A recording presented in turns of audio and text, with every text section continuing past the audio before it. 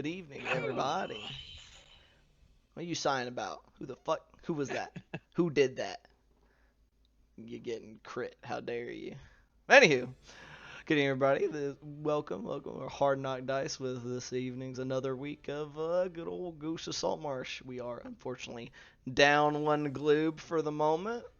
Real life be a bitch sometimes, and so that is still the case this week. But he will hopefully be joining us a little later in the evening to hopefully for at least the second half of the champagne.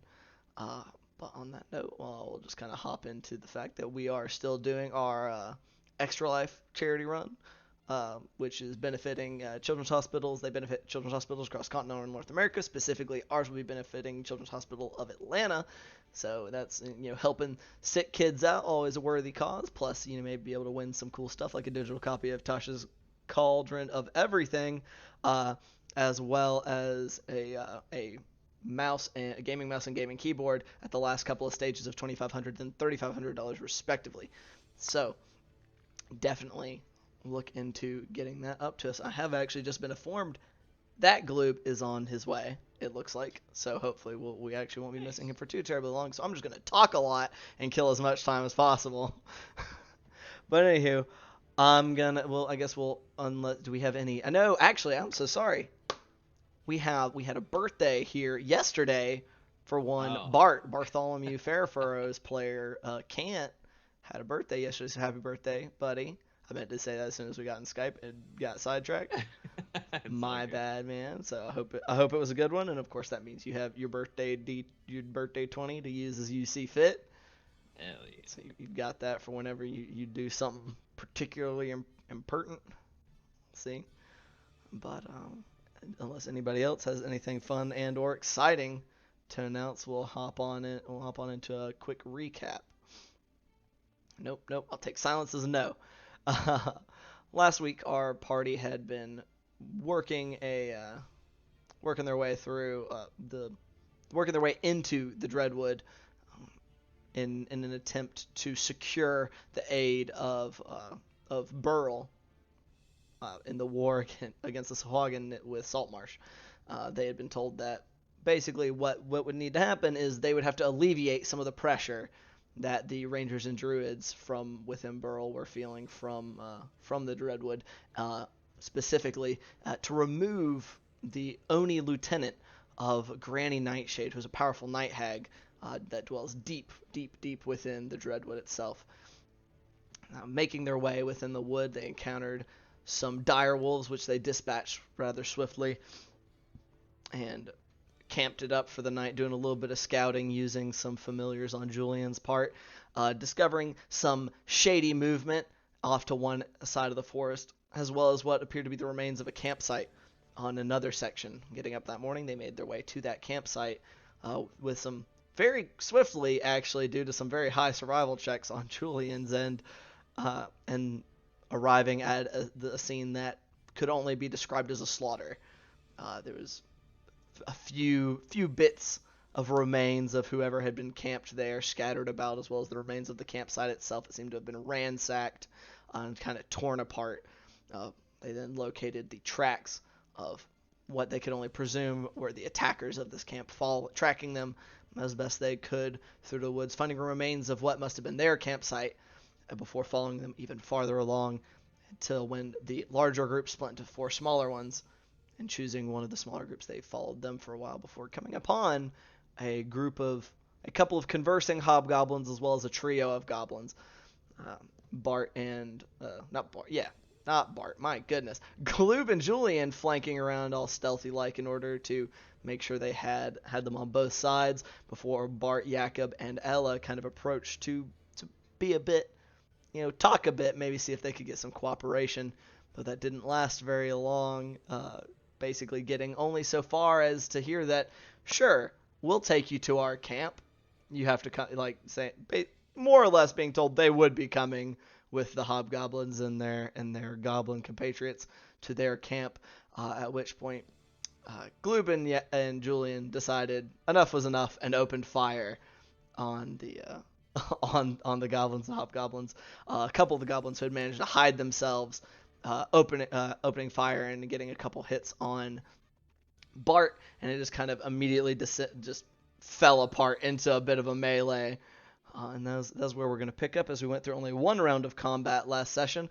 We'll be picking up at the top of the initiative order with Bart. Well, looking at the battle map, it seems like I would not be able to get Gloob of good old ability of mine, so it's only up to 30 feet, which is kind of crummy in that regard. And Bless is the same, so I think, for the first time, I'm gonna embolden myself. Oh shit. Okay. So you're emboldening yourself, and who else? And oh wait, I forgot. Ella's right there with us. Yeah, so, you have right next to you are Ella and Jakob. Yeah, we always forget Ella. So we do always forget Ella. It's very tragic. Let me see if Julian's actually in range or not. Yeah, you get your little line tool. Oh, that's not a line. Sorry. You're good. It does not like to behave, I have noted. Yeah, he's out of range as well. Just out of range. You know what? We're 1 billion nimbly. We're gonna go through this guy's legs. Yeah. Well, I mean, do keep in mind he is actually prone at the moment. He got knocked prone by Jakob on his turn last session. Just kind of hop over him. I am going to do a not so lithe kind of portly halfling tumble over him and kind of put the shield on top of him and roll over and get to the other side of him. Okay. And that should just barely put me in range to hit Jakob, Ella, and Julian, all with emboldening bond. And not quite. Oh wait, that's on. Not you. That'd be why. That's just in range, right? Yeah, should be just in range. We'll call it, because I don't know where this extra 2. I guess it's because you're basing kind of at an angle. So okay. Yeah, you could get. Yeah. So you're getting Ella, Jakob, and Julian. Right. And or yourself, Jakob, and Julian. No. Ella, Jakob, and Julian. Okay. And then I will. We'll go ahead, since this is just gonna go the whole way now.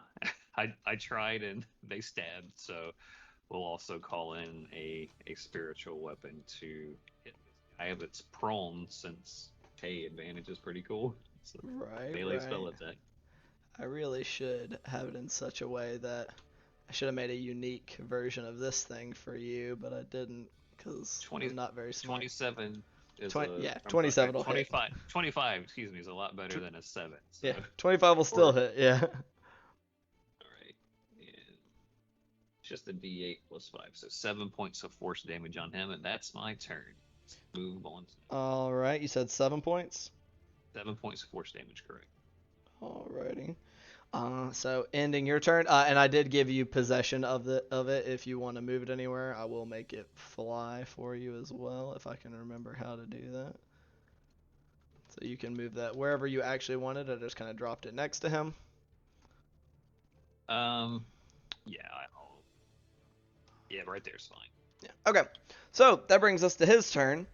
He is going to stand up from prone. kind of shaking himself. You can see kind of rolling like a shoulder from where he had gotten smacked by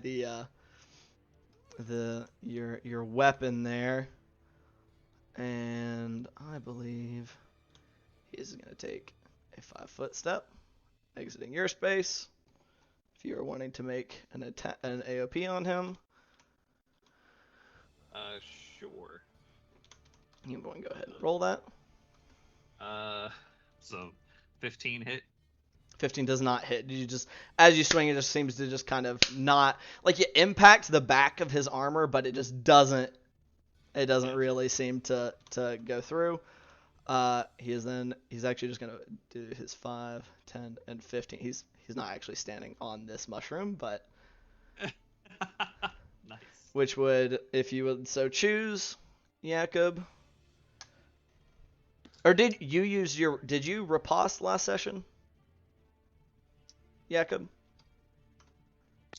I can't remember if I did or not. I'll just say that I did. Okay, because I couldn't remember because I'm not quite sure because I know the hobgoblin missed you, and I couldn't recall if you riposted that or not. Yeah, I can't remember. Okay, I'm pretty sure you did. I should have written that down. That's my apologies.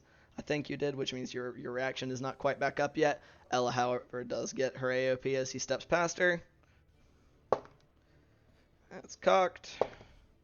That's a natural 19. It does hit. Her sword is lit up. Gracious. She's got sentinel. Yeah, no, unfortunately not.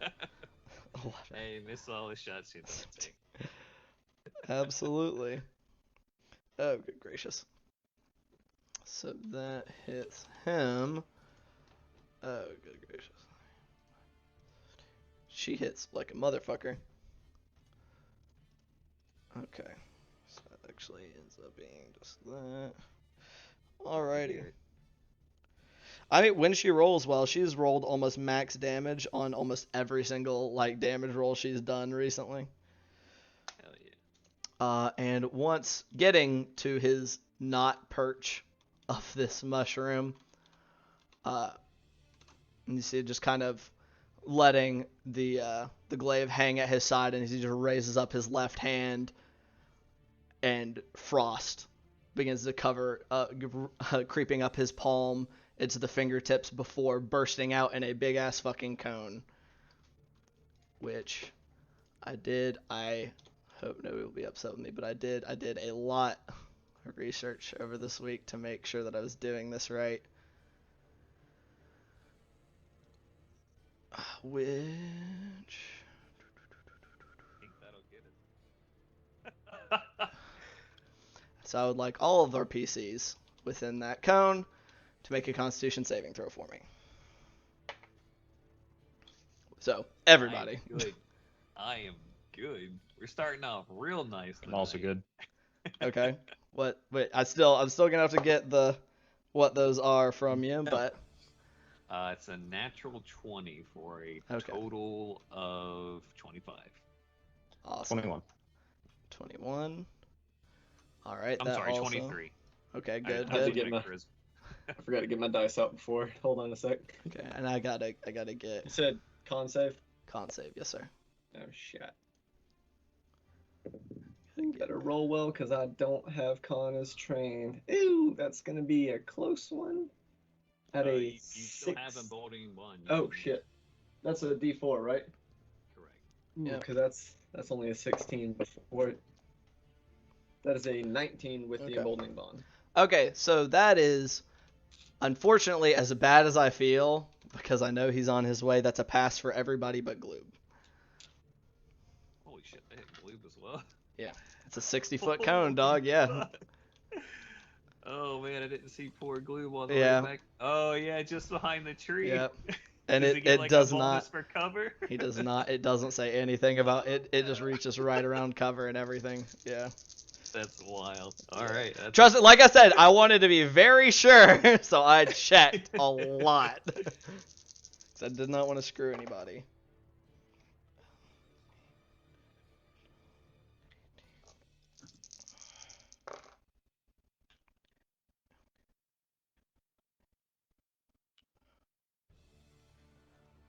So that is going to be, oh gosh, so for those that saved, it's 21 points of cold damage. Oh shit. And for Gloob that failed, that is 42 points of cold damage. Is he? I don't think so. No. Oh! He is up at 1 HP. Cool. Nice. All right. Okay. So.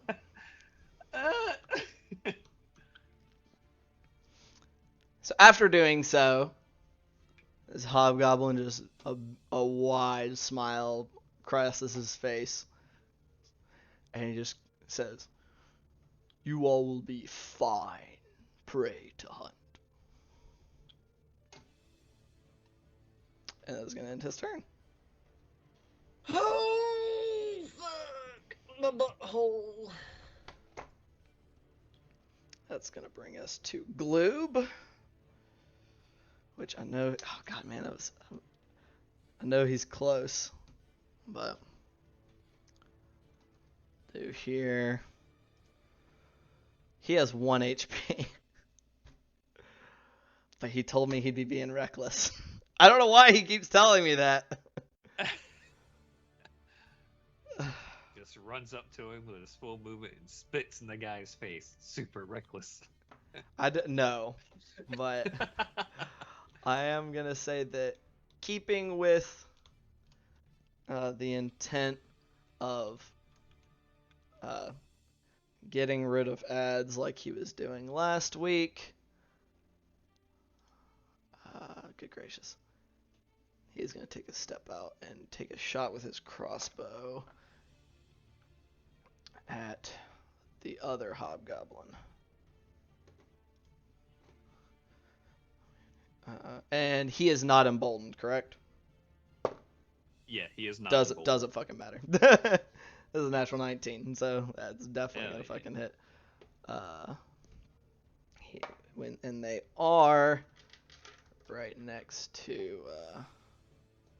I don't know why I can never fucking remember how many sneak attack die he has right now. I think it's 3d6 at level 5. Yeah. So he's got 3 of these and a d8.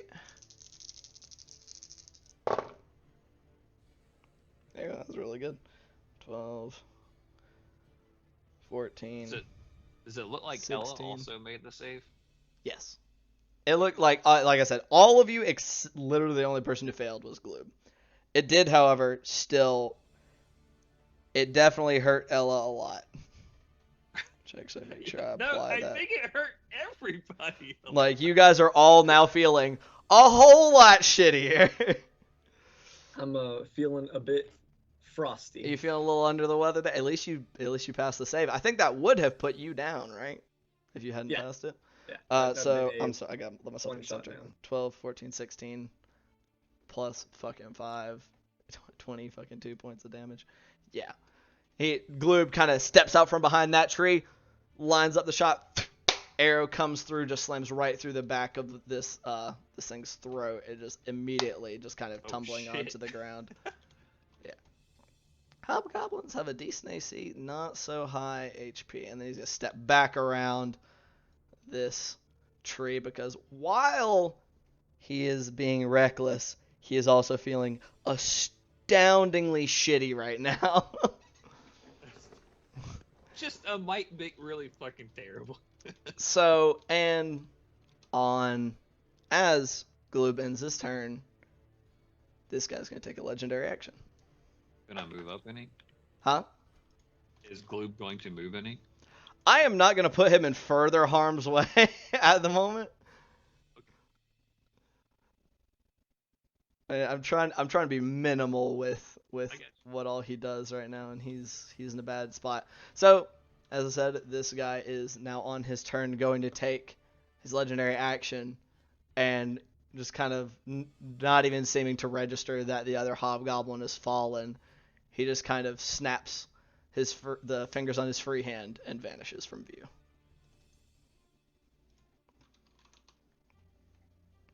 Well, shit. Which brings us to Julian's turn.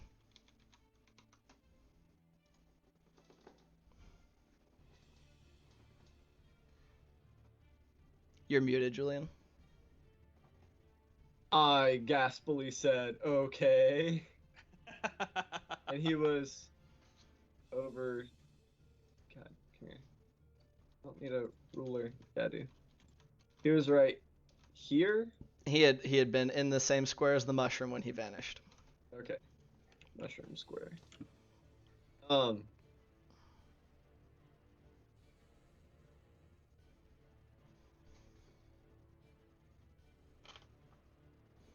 Fuck.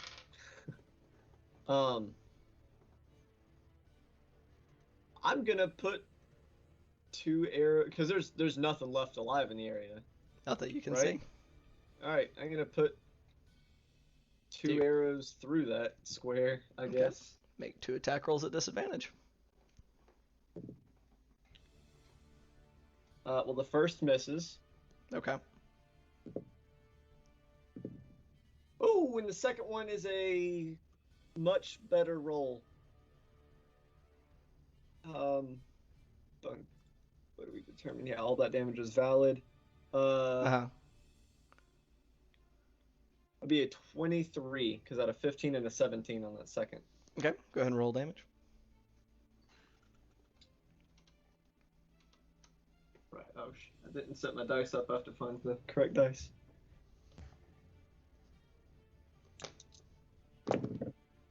It could be better. I'll be 16 points of damage. 16, okay. See an arrow, one arrow goes wide and the other vanishes, like it seems to go into that space and vanish.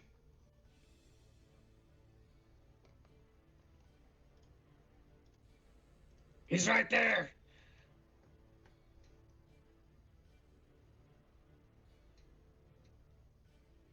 All right. Is that me up for your turn? No, I'm gonna spread out a bit because we were a tasty little thing for him. I'm gonna actually move. Can I? Is this? Oh God, no, wrong thing. I want to move.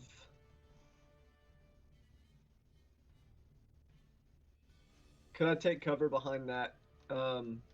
Is it within No, your movement speed? Yeah. I mean, I'm gonna there's do nothing this one. stopping you from moving over there then.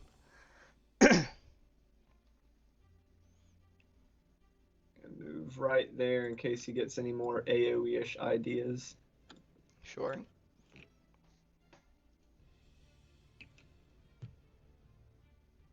And that is my whole turn. Okay. Ending your turn. He's going to use his other legendary action. And y'all hear Actually, you don't really hear anything. So. Okay. I'll say you hear a couple footsteps probably, but other than that, Oh, it sounds like he moved from the mushroom position. correct. Okay. Let me actually go measure that.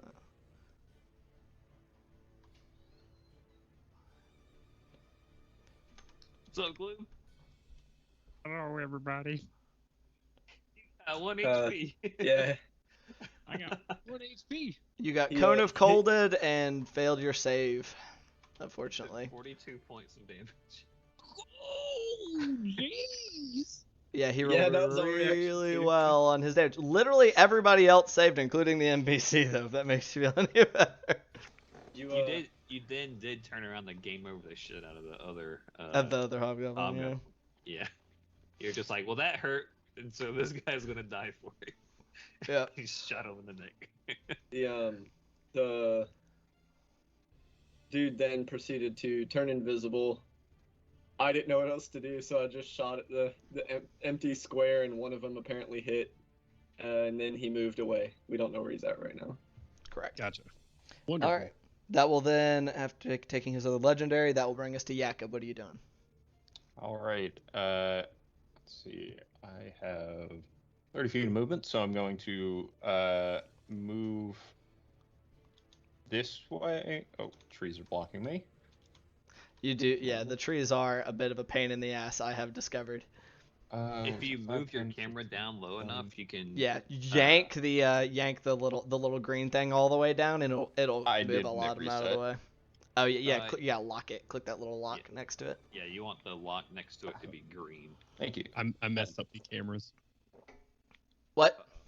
I messed up the cameras. What'd you do? Oh my God! I messed them up real bad. Dear God! Big gloob. Glue He said, very I'm large. taking over Jakob now. Let me. I'm taking over Jakob. I made Bart tiny. I'm just making this all about glue.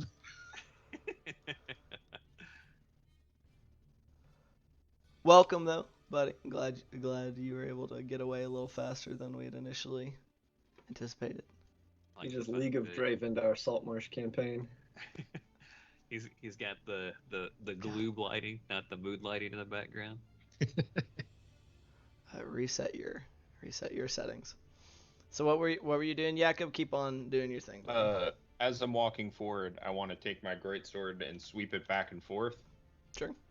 And if I hit anything, I'm going to. Does sweeping it back and forth take an action? I mean, so is my question: are you trying to locate him? Yes. So you can make a perception check if you would like. At disadvantage.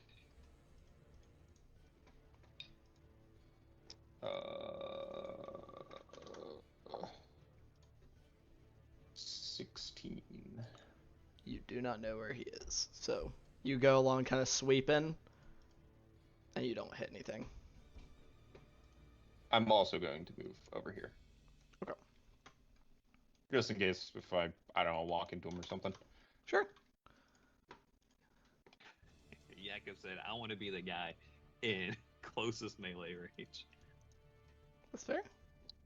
If I don't bump into him, then I'll ready a action to throw a javelin if I see or hear him. If I see him. Okay. So keep that in mind. If he becomes visible again, you will be chucking a javelin. Oh shit. Whoops. All right. Is that gonna be it for your turn? It'll be it. All right. That guy's fucking dead, so he doesn't get a turn. That brings us to Ella. Ella is going to kind of moving, kind of cracking off some little bit of frost. Y'all are all a bit frosty right now. As you go to move, it's kind of like it's kind of falling off of you. Ella is gonna 10, 15. It's kind of following suit. Also cannot find him. Oh, I didn't roll a disadvantage, so let's see if she she rolled even worse. Is gonna kind of take a step further over, kind of opposite you, Jakob, and you see her kind of bowing up almost, kind of looking around her, seeming to do similar to you, to be holding an action. That'll bring us back to the top to Bart. How you doing, buddy? Perceiving is an action, correct? This kind of perceiving will be an action. Okay. In that case, I am going to. Which actions? So that I'm not screwing Bart and not everybody else. That means that Jakob and Ella are not holding an action because you used your action to try to find him. Okay. Well.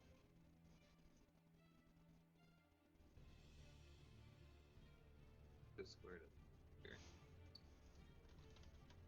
So are you going over there, or I'm are trying you? to see if that would actually make it to Gloob with my movement speed. You could definitely get close. Because you would Right. get 5, 10, 15, 20, 25. You could get pretty 1, close. 2, 3, 20, 25. 5. Yeah, That's that within is. 5 feet. Yeah, that's adjacent to his square. He has a very tiny model. I will move over there and I will cure wounds on Gloob. Okay. Oh, buddy. 3rd level. Woo. Ooh. The good touch. Hey. That's, oh man, that was almost the mark of the beast. You got 6 + 6 + 5. So that is 17 + 5, so 23 back. Wow. That was a fucking good fucking roll, goddamn. Very nice. It's like he didn't fail the con save. Yeah, just about, yeah. It got you a little over half the damage you took back, so. And I will use my bonus action to just sort of 1, 2, 3. Just move it kind of over. If one of these people manage to find where he's at, Okay. closer distance to be able to whack him next turn, maybe. That's my turn. Alrighty. Turn, bringing it to his turn. Y'all still don't see him. Correct. Yep. So, all right. Do we have a chance to hear any sort of movement on his turn if he's moving? I don't know. If Not that's a right thing. now. Okay. So then that ends his turn. Bring us to Glue. What are you doing, buddy? Glue will chip off some of the ice, just for things part, and since I wasn't here, what is the last square that we saw him occupying? The last square y'all saw him occupying was this square right here. Where that big ass mushroom With the is? yeah, with the big ass mushroom. It looks like what it looked like is that Julian was able to put an arrow in him even while he was invisible, and then y'all heard him start to move away, and then you stopped hearing him. And that was he turned invisible, and then did so. Okay. Which I don't know if you heard, he has legendary actions, and that's Okay. how he has accomplished all that. Yeah, he's definitely just a goblin or hobgoblin.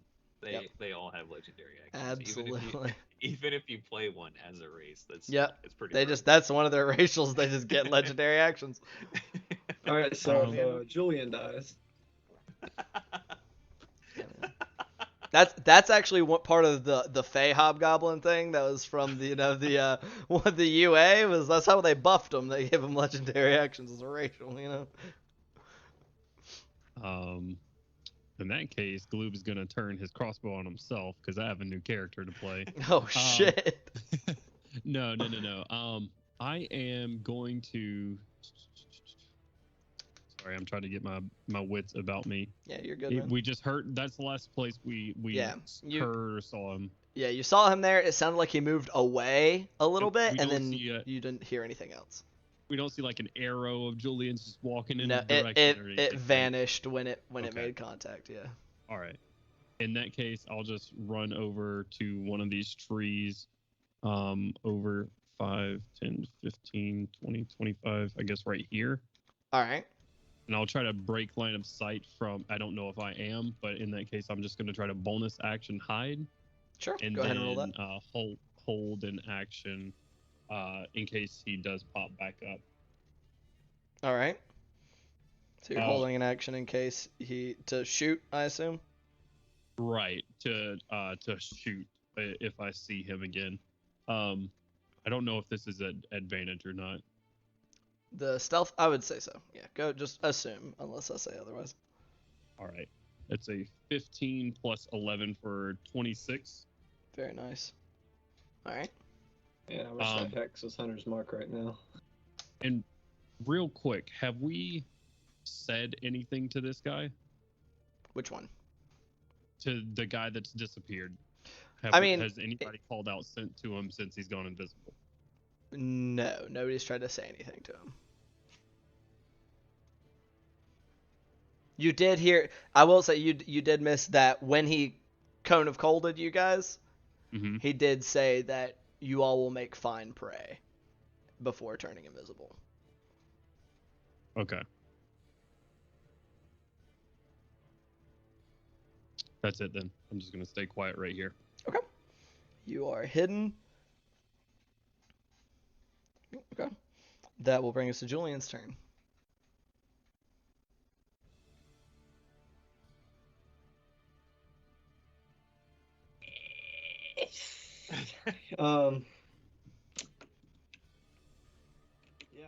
Hex doesn't give you the same bonuses that Hunter's Mark does on finding people, so It does not.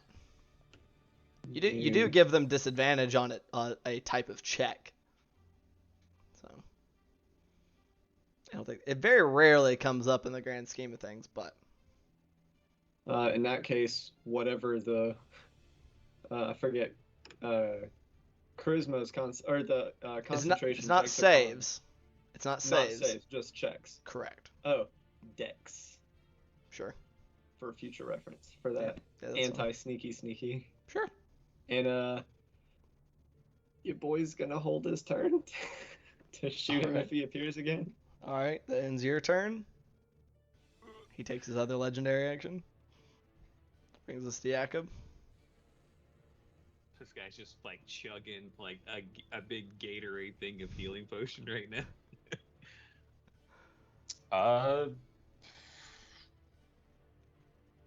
Let's see, how far is this?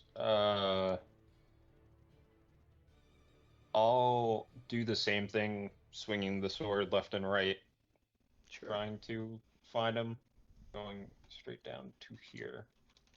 Sure. I know it will trigger another perception check. Perception check at disadvantage. Cool. Jakob said I never heard of Divide and Conquer before. 14. Yeah, you can't find him. Not surprised. I know what I should have done. Oh man, I fucked up. All right, is that it for your turn? Um,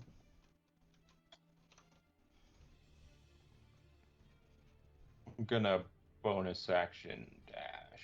I can do that, right? No, you cannot. No, I can't. Okay, never mind. That'll be my turn then.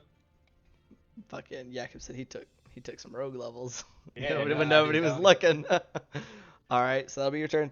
Ella is basically gonna do much the same. I'm gonna go ahead and tell you guys right now. The odds of y'all locating him as of this moment are very, very, very, very low. So, I will be comfortable saying that we are no longer in initiative order. So what are y'all doing? So as y'all are all looking around, Gloob, you have your kind of hidden behind that tree, ready to, with a finger on the trigger, the crossbow, Julian. You're doing much the same with your bow. All of you just kind of looking around and just kind of in this tense silence, following the brief but pretty brutal combat that y'all just engaged in, and y'all aren't hearing anything anymore. After about a half of a minute, just be like, I think we found him, guys. Yeah, I'm gonna before half of a minute's done, and he seems like he might have fled the area. I would call everyone around to get in close. Come on, y'all, gather in real quick. I don't know if he's gonna be back. We're gonna have to track him down but that was rough. And a hell of a day not to wear my dang scarf. It's cold as hell. All right. I will, once everyone huddles in close, I will use Channel Divinity. So We can okay, keep on going. so everybody, y'all all kind of gather in there. I'll have swapped us over to the main screen, so you don't have to worry too much about moving yourselves around. Kind of cold. 9 points of healing for everybody. All right. 9 Oh wow, points. that's like the worst you have ever rolled on that Channel Divinity, I think. 2 and 2. So everybody heals 9. All right. That means everybody's feeling a little less chilled. You know, Miss Ellie, you got some of that balm I could use for my, skin care. Yeah, Ella looks around for a little bit. She still seems a little tense, but then it's kind of, yes, I do believe I think we could all use a little bit, yes. And Oh yeah. she's gonna hit everybody with the heal, which let me make sure that I'm doing that right. Where'd it go? There we go. So we're gonna go. We'll just go one at a time. Fuck it. I'm just gonna do one roll and everybody's gonna heal for that because y'all are all the same level. So just make life easy. Could be worse. 3, 7. Good gracious, everybody heals for 12. Nice. She, Jeez. as Ella takes a minute to kind of go around and applying some salves and stuff and bandaging over like where y'all have patches of frostbite on open like areas where your skin was open to it and all that fun stuff. And this is a really emotionally distressing day for Julian. He's going like high HP, low HP, high HP, low HP, all really quickly. I just went from 1 to full in the matter of a couple of rounds, so that was awesome. Y'all have a lot of healing built into your kit. Ella, however, does say now, I did restock on supplies, but I can still finite. I appreciate you very much. Julian, the last place we saw him was over there by that big old mushroom. You think you can track him? We need to go now. There's no telling how fast that thing can move. Yeah, here, I'll help Julian. Let's run. Yeah, gonna run over there and I injured him on the site. Hopefully there'll be like some blood or tracks or both. Sure. Roll a Bless. survival check. Or not You bless, use guidance? Guidance, yeah. So you're getting guidance as well as Doesn't assistance. matter. It was an 8 and a 20 with advantage. Okay. I'm Alright, gonna roll so 2d4 what's that? anyway. What's that total at? The total, where's my fucking D? 26, 79, 12, 32. 32. Jesus. Yes. Alrighty. That's pretty high. So you can smell him through the forest. Julian, arriving, even as you are walking up to the mushroom itself, you see like some drips of blood from where he had been previously injured by Jakob and company, as it leads over there, and you see it kind of dripping across that area and some on the mushroom, and you can see some pretty obvious footprints. Where his boots kind of sunk into some of the earth or kind of broke some of the grass. And it goes out about 15 foot, clear as can be, past that mushroom. And the tracks just end.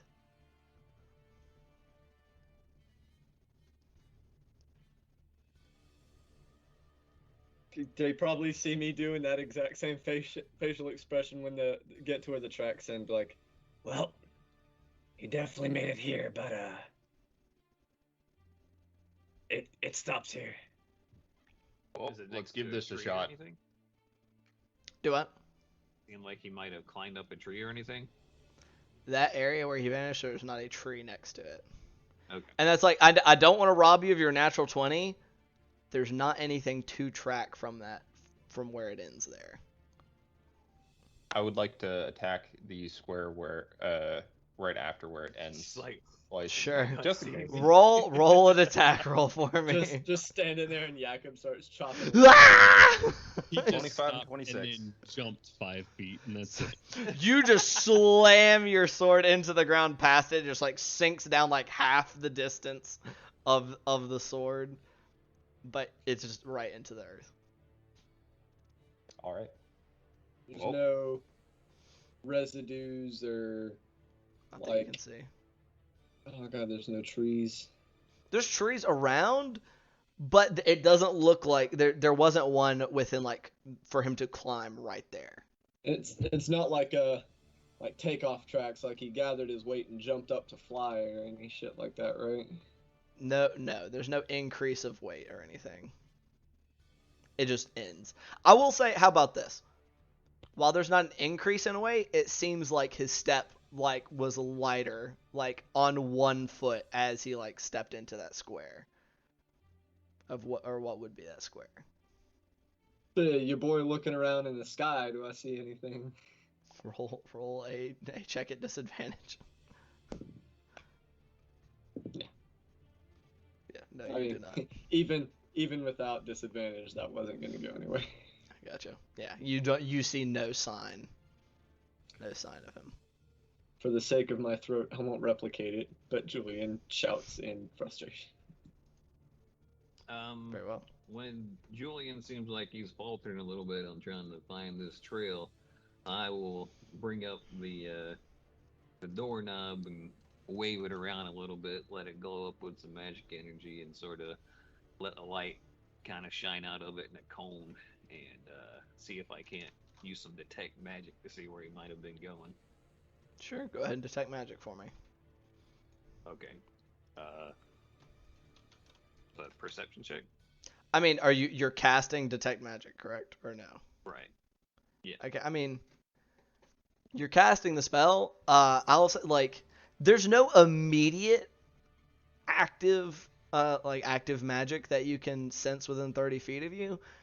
However, because I know what you're trying to basically track his magic, whatever magical trail he may have left, it won't be a perception check. This is an arcane or a knowledge arcana. All right, I'll give it a shot.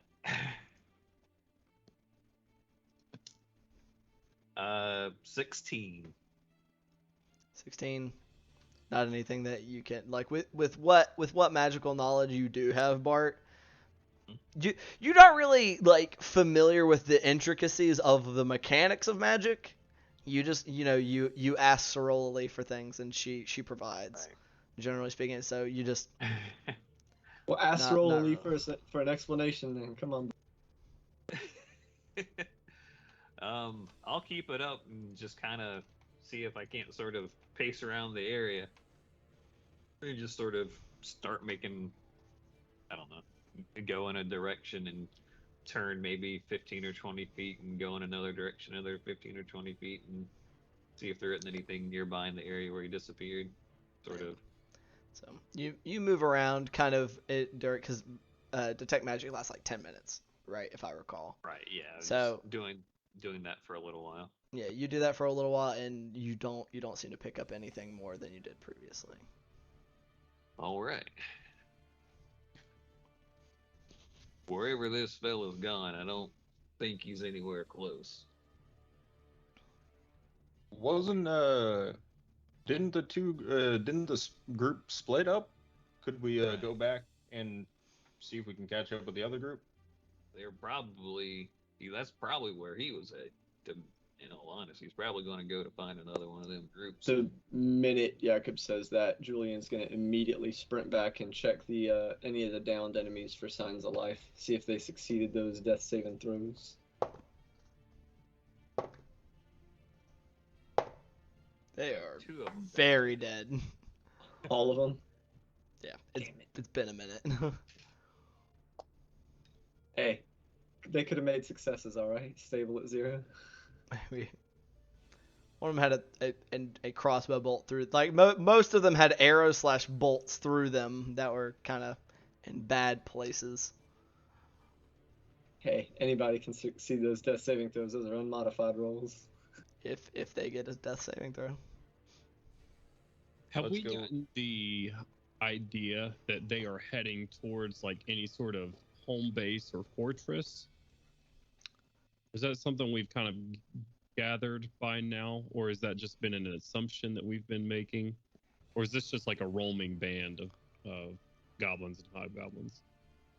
What it appeared previously, like that last camp y'all saw, that it looked like a frequent stopping point, but not like a base of operations. Okay. And other than that, y'all saw the group kind of split up.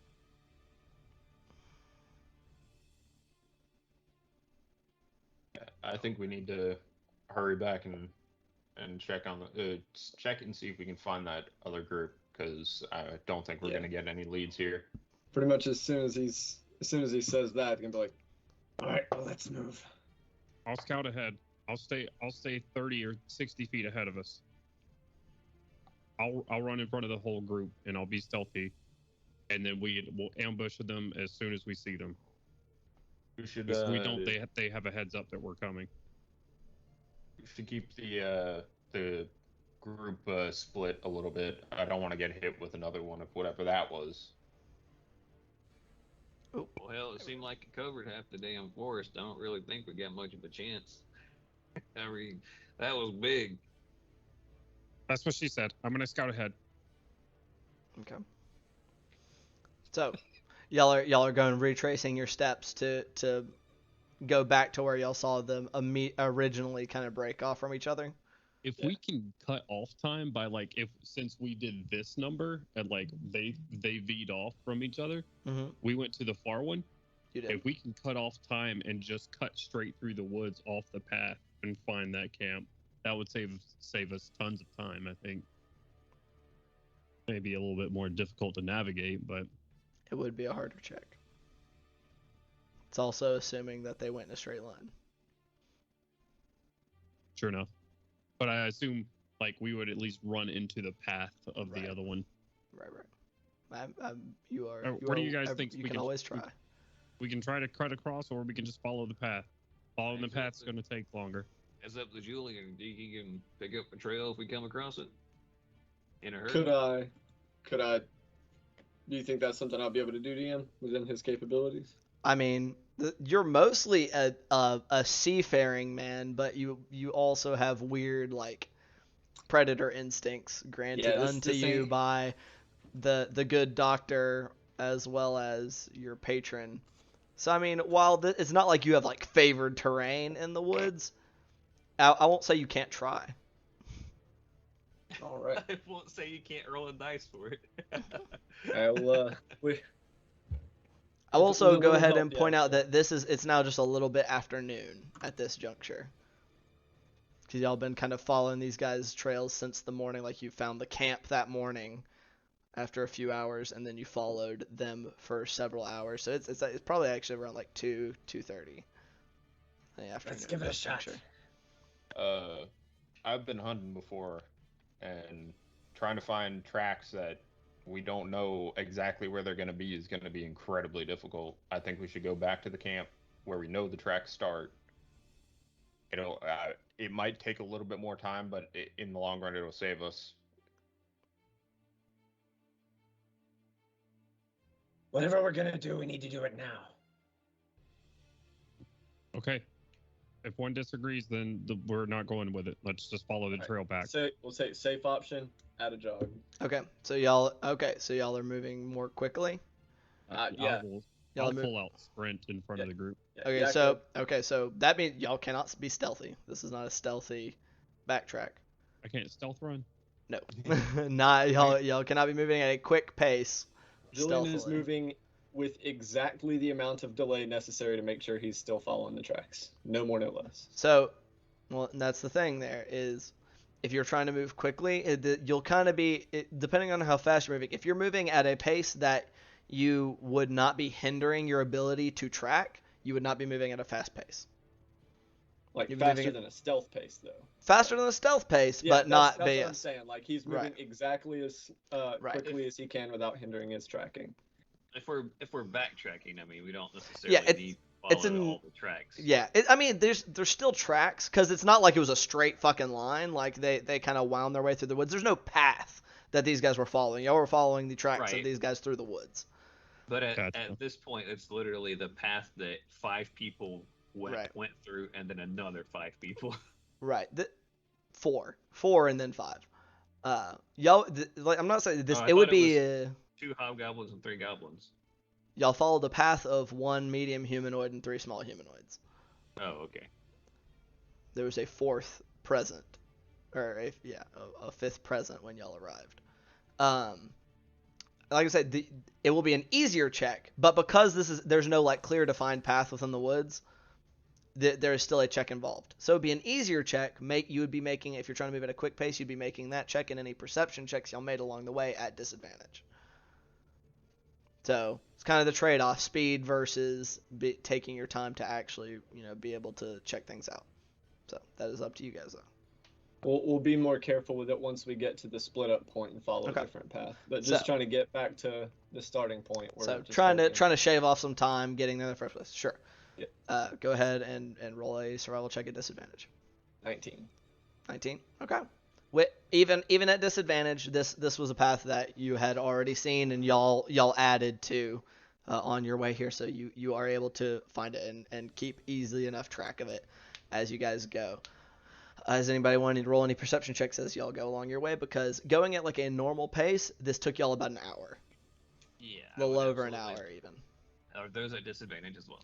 So yeah, at a quick pace, perception and survival would be a disadvantage. So yes. So for you, it's a straight roll. I'm going to Yes, use that's Captain's talent to get advantage on wisdom checks and So- try to cancel out that disadvantage. Okay. So for the next hour, you have advantage on wisdom checks. it's a 19 5, 19. plus 8, Shit. so 27. Jesus Christ. Yeah, it's rolling good. That was a very good roll. Yeah. Julian's probably too Glib. busy keeping his eyes on the ground to 10. look up. 10. Okay. Yeah, 10. That's Gloob okay. and Jakob. I've got paranoid like Predator 1. Yeah. Like, and you and Jakob, I will say, are very loud. Y'all are Yeah. just clank, Yeah, clank, We're clank, the first clank. ones to get the shoulder cannon. Yeah. Y'all are, whoo, goodness. Yeah, y'all are clanking right along. Jakob, you aren't really able to tell anything. Like, it just looks like some woods to you. Gloob, not much better. You see some odds and ends like random wildlife, nothing large enough to be threatening. Bart, kind of up in the woods as y'all are making, not at the beginning, but as y'all are moving and as y'all are making all this racket. Nothing that's attacking you, but you see some like larger things kind of that seem to that aren't pacing y'all, but you see have kind of come to check you out, like in the distance. Like this is like keeping their distance from you guys, but getting close enough to be able to see you. Some larger, like one thing that looks like a pack of almost like dogs, almost like feral dogs, but of that size. You think you're pretty sure you see probably like what looks to be, the shadow of another dire wolf at one point as y'all are jogging along. You definitely feel like y'all are drawing a lot of attention to yourselves. Yeah, if I see like a wolf or especially something larger than a dire wolf, I'll just like try to, as chugging along, just like pick up a rock and like cast light on it and just chunk it at that. Just like get. Okay, is it? I mean, like you don't like hit it, but you throw it out that way. I don't think it's gonna do much, but it doesn't. It does like, and these are far out. Like nothing is getting that close. You guys, like I said, it's mostly like they're seeming to check out what the commotion is, but nothing is attacking you as of yet because it's still light out. But yeah, you chuck your light rock and it just kind of goes like, what's your strength? 10? 10. It goes like 25 feet. And y'all keep going along. I will say, moving at a fast pace, y'all are able to cut down what was a little over an hour down to about 45 minutes of travel time.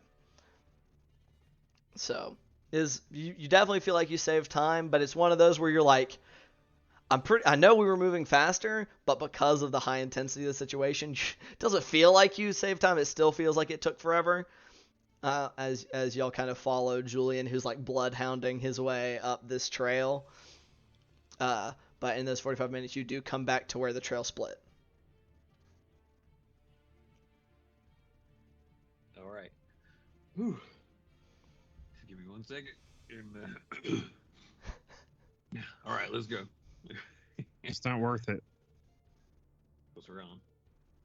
Oh, we're barely making up any time here. By this point, he's already made it back to wherever he's going, and they already have a heads up. And we're just making a lot of racket through the. There's no way. It's not worth it.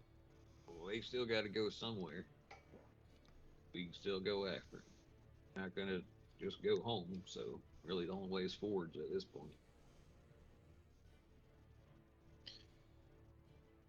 We're just gonna. Never mind. Okay, Julian, I'll help you. Let's keep going, I guess.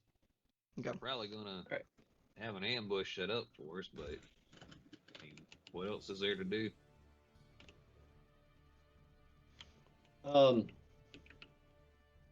Yeah, I guess at a more careful pace now that we're following a new trail. Okay. Go ahead and start. All right. tracking. Which one of the trails are y'all following? We took went far to- right last time. Correct. 2 to the Okay. left, so not the far left one. So kind of in the middle. Okay. Middle left. Okay. All right. And that's okay. That's another one of the ones with three small, 1 medium footprints. See, roll at advantage because I got Gloob helping Correct. me, right? And since y'all are going at a more moderate pace, you're not suffering from be- disadvantage. 13. Oh shit, and a Got it. 11 on the dice. So that'll be a 19 again. 19. Okay. So you're able to pick up the trail once more. Not as easily, as you were earlier in the day when y'all first were setting off from the camp when you rolled like 3 24s in a row or some crazy shit like that. Freaking right. But y'all are now moving. And now are you guys moving just at a normal pace or are y'all moving at a stealth pace?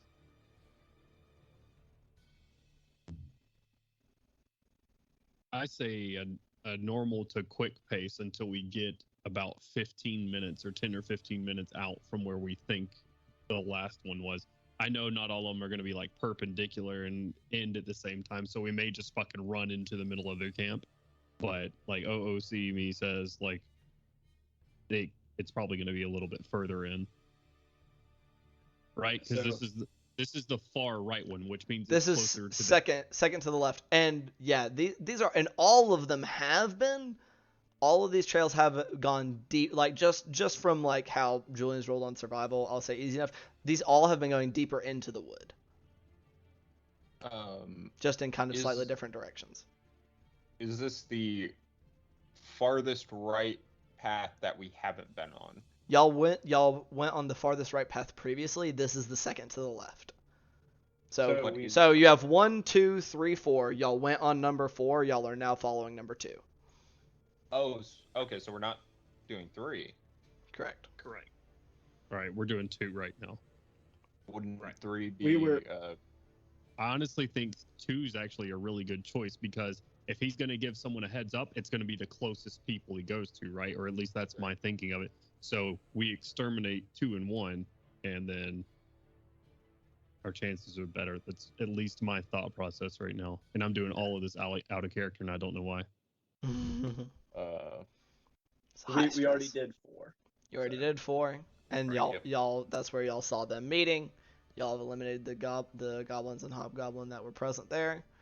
Y'all have backtracked to this group. Y'all are following because, as you know, previously where they had split off, there had been a total of 11 small, which they split into 3, 3, 3, and 2. Y'all had followed one of the three small, 1 medium. Y'all are following at this moment another one of the 3 small, 1 medium. All right. So, yeah, you guys just want to move like at a quick pace for 30 minutes, and then for the last 15, slow down. Sounds we good. won't lose the trail. No, I'll be- so not a stealth pace for the first half hour, stealthing after that. I'll be helping Julian keep an eye out for the trail. Okay. So I need you to re-roll a straight survival check if y'all are moving at a quick pace. Since Glib is just helping not a stealth pace. We're not compromising the you. That is so. Are y'all moving at a normal pace or a fast pace? regular pace, non-stealthed, and then we'll slow down further for stealth after. Is what I gather. At no point are we moving at a pace that would compromise our tracking. Okay. Is that what everybody's saying? To my understanding, there are 3 speeds. There is There's quick pace, Quick. which is faster but detrimental to your Tracking. ability to perceive and track things. Normal pace, tracking, which is just stealth. easy peasy as everything's at normal, and then slow pace is the same as Stealthing. normal, but you're stealthing and going even slower. Yeah. Half hour of 2, final 3 after that. Sure. All right. Unless I horribly misunderstood something. No, I was just double checking because there were people throwing out like going quicker and stuff like that. So, but no, if y'all are wanting to go, My bad. you're good. This is y'all's decision. It's a party decision. If y'all want to move faster, that's up to you. I just want to make sure. So moving at a normal pace, we'll keep going with that 19 of yours, Julian. So as you're tracking these guys along, and it's a winding path, similar as before. Anybody who's wanting to roll a perception check, go right ahead. Oh my goodness. that is double natural ones. So I can reroll one of these, right? Right, I believe so. I think Alright. yeah, because you can only reroll it once per check. So 16 total. Okay. Are these at disadvantage? This is No, normal no. pace, so this is Okay. straight. This is- And you, for the very beginning of this, you'll still have Advantage. Captain's Talent running. Okay. Oh no! I just realized. Got a -1. 23. Holy shit! There you go, Gloob. So Yeah, a -1 for Jakob. Jakob, you're not even sure what trees are anymore. It was a very foreign concept to you as of right this moment. Bart, 16. You're not feeling as perceptive as you were on your way in, but still, Right. you're keeping your eye out and not seeing anything in particular. Gloob, with you said 23, correct? Yep. 19 plus 4. Very nice. At advantage, coming in clutch. You are, even though y'all are now moving at a slower pace, with a 23, it looks like some things are pacing y'all at a distance. Like, Humanoid or like no. bestial? Bestial. Like they're kind of keeping their distance, but it looks like a few things are kind of, and they're not like how the pack of direwolves were, but you see like one or two, like you've seen hunting parties before, like you've participated in hunting parties back home, like almost like these guys, these ones that you're seeing are assessing whether y'all are prey or not. Is one within 320 feet of me with line of sight? I'd say so, yeah. They're probably within like 80 foot. Like They're they're within kind of 80 feet? yeah, they're about 80 foot That's out, like perfect. keeping to where they can see you, but not getting too close. If that's the case, I'm gonna try to dissuade them the best I can. I'm gonna whip out my crossbow from over my shoulder. I am going to just breathe, spin my movement, my bonus action to steady aim, and Okay. I'm gonna shoot closest thing. I'm not the closest thing. I'm gonna shoot whatever's closest to another thing. I'm gonna shoot one of them. I am gonna try to like, and maybe they will run off. Are you trying to shoot one of them or like a tree to scare them? No. I'm trying to shoot one of them to scare them. Okay. Maybe if they see one of their pack buddies die pretty quickly, they'll Right. run away. Go ahead and make an attack roll for me. Oh yeah. That's 17 plus 9 for Yeah. 26. Yes, thank you. Yeah, 26 will hit. This not sneak attack, obviously. Right.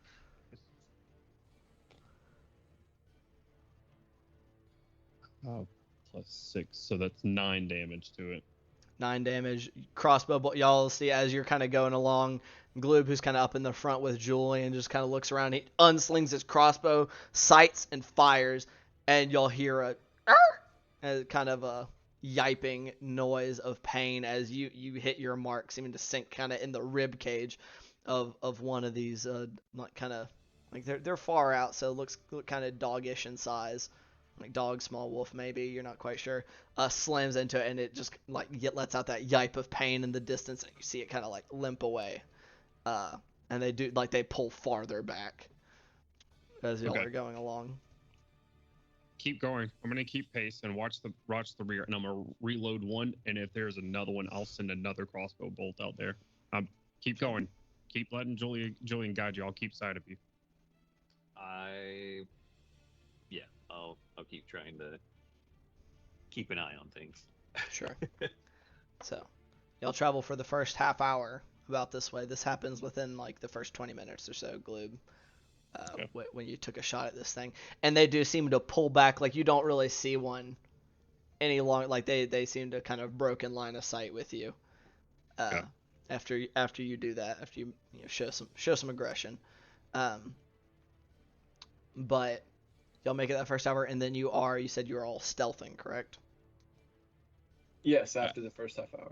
Okay, so if I could get a round of stealth checks out of everybody. We got this, guys. Don't worry about it. Before I roll, I'm so sorry. Ooh. It's a 19 and a 10, so 12. Very nice. Very, very mediocre with a 15. 15 on Julian. 7. 7 on Jacob. 22. 22. Alright, let me get Ella's rolled here. That's rough.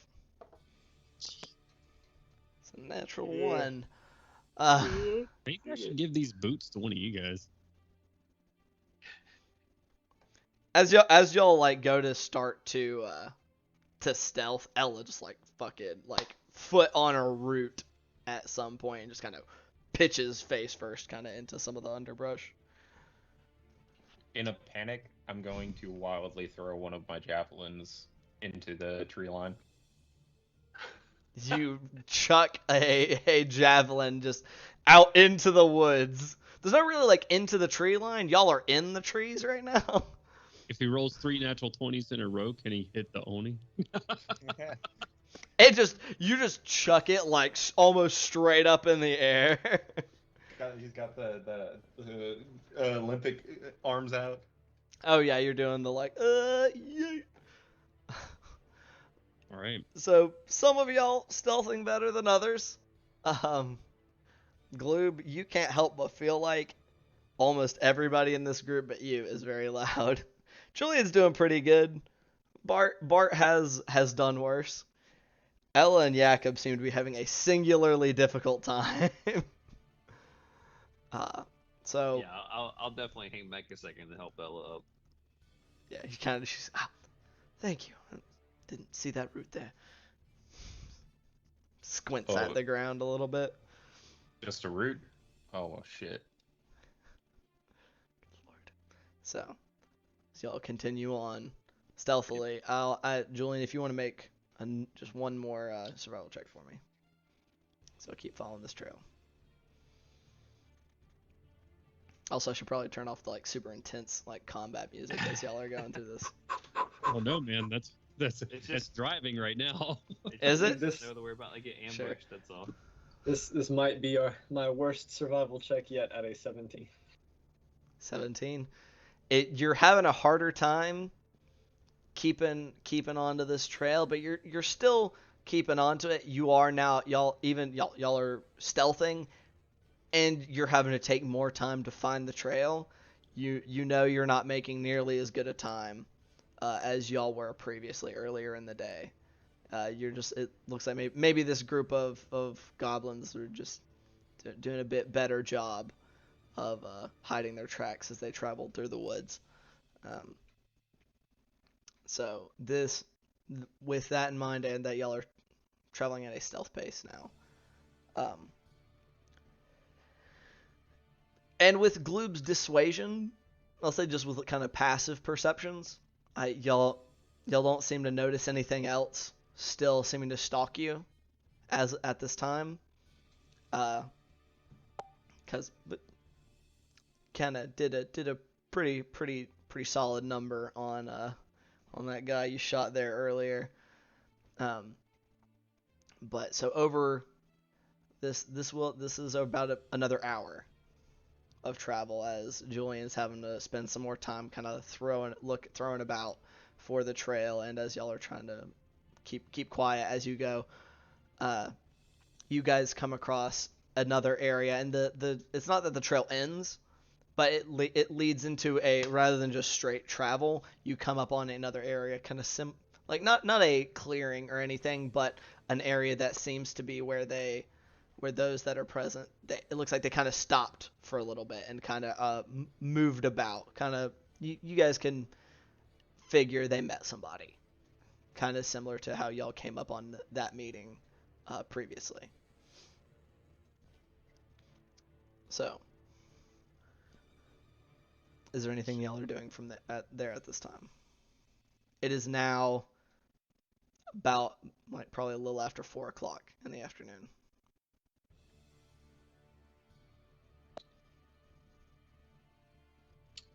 Well, Well, Is it? what do you- This is probably gonna. I'm sorry, I just interrupted two people. You're good. Go ahead. I'm gonna look around on the edge of this clearing or whatever not clearing but meeting area, and see if it looks like there are a pair of boot prints or footprints that have just landed from the direction that we came from. Sure. Throw about that will be a survival check since you're looking for tracks. Okay. My advantage is probably worn off by now. Absolutely. Yeah. Captain's talent has worn off. Survival's +4. That sucks. That is a 6 + 10. Or 6 + 4 for How a about 10. 6 + 10? Holy shit! It was very good. Oh my goodness. Okay. So as you throw about looking for what maybe some boot prints that have landed from the direction y'all came in, you can't seem to find anything, Gloob. But, yeah, do these trail continues on, I presume, from this clearing? You would presume.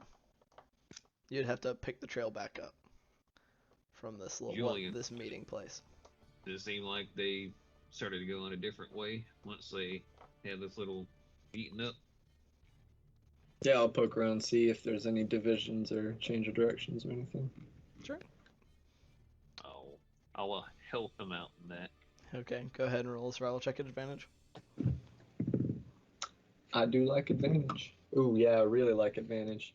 Woo. Another 19. Very nice. Better than the 11 it would have been without advantage. Okay, very nice. Very, very nice. So 19, you're able to pick the trail up a little easier again this time. So, and it does look like they departed, and it looks like this time, like from what you can tell, it's harder to tell when it was all a meeting. This is another group, a second pair of medium, another medium set has joined this group. As you know, you're following their trail exiting this meeting point.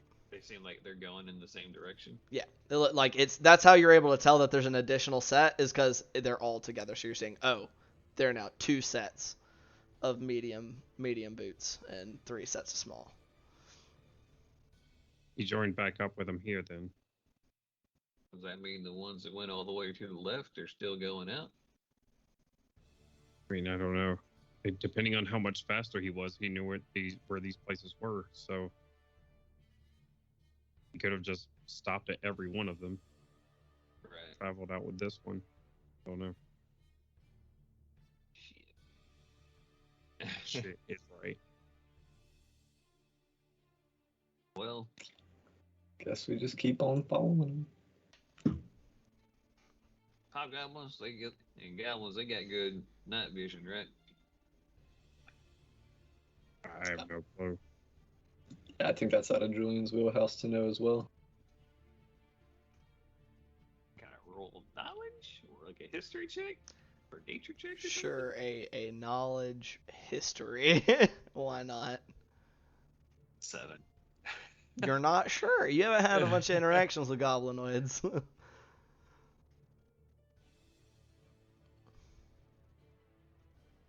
I want to say they did, but shit, I don't know. I don't know. Part of me feels like folk like them might be trying to lead us into a trap at night. Like they're just going to keep us running until we're going to be in the dark and get jumped on, you know? Yeah, Are we so walking? daylight though. Go ahead, Jakob. What'd you say? Are we walking and talking? Yeah, let's just keep on the trail, I guess, at this point. Well, as we start to leave, I start moving in a opposite direction of y'all. Hey, Yakin, this way. What are you doing? Sorry, I thought y'all were heading that way. Back with you. All right. Sorry about that. Jakob, I don't know what the deal is right now, but you're chucking spears in random directions and you're walking off in different directions, saying, "What's going on?" Well, I mean, if you gave me one of those water skins you had, I can that'll Then go fine, away. here. Blue reaches into one of the bags and holds it out. This is what you want. I mean, because you're gonna get one of us killed or yourself. Worse. As he says that, I'm gonna take it and I'm gonna drink it.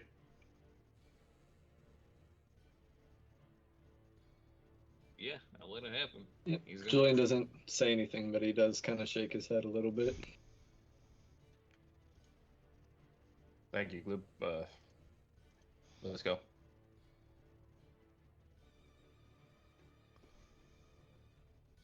Blue All just right. wordlessly walks off in front of the group. We'll be following these tracks All right. with Julian. I will hang back with Yaku for a moment as he's drinking. He gets maybe like 4 or 5 big gulps. Just, hey, that's enough. Not too much. We don't need you to go all the way one side to the other. You're right. I'm just tired of. Let's just go.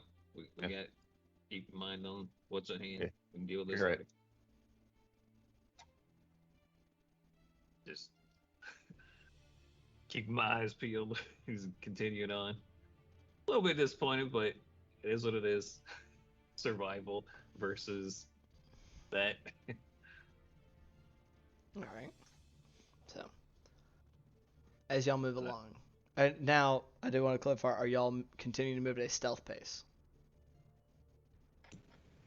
Yeah, it's not gonna do us any good to find him if we get pincushion for a bajillion points of damage in the first round of combat. All right. So I get one more round of stealth checks from everybody. Before we roll that, does Julian have any? Oh, Julian, do you have any idea how long it's been since they left right here? Would I have any way to tell that? I'll say as part of your 19, y'all knew that you were hours behind them previously when you first started following these trails. And since you sidetracked, so you went and you kept following that one trail, and then you backtracked, like you had your combat, and then you backtracked again. You'd say this trail's probably ballpark between like maybe 6 to 8 hours ahead old. We have no idea how far in front of us they are, though. Right. Okay. I'll stealth ahead with Julian. We should keep some distance. Right. Okay. So I got a 15 for Bart. Is that what you said, buddy? Yep. Okay. Roll the natural 20 I should probably roll it. and a That's the natural highest 1. stealth check I got. So that was a natural 1, you said, Jacob? What's that total out at, out of curiosity? 3. What's that secondary roll? It was 20. Oh no, he's talking about the D4. Oh. Says here, Is it daily? it's per short rest, per short or long rest, and I don't think it's affected him yet today. At all. No, since he y'all thought did that I was his stepdad. Oh yeah, he did do that. So no, you're good. Yeah. That did Okay. happen last time. Awesome. I got a 29. So I got a 29 for Gloob, significantly better. I mean, Julian, you didn't double me, so I mean, I guess you're okay.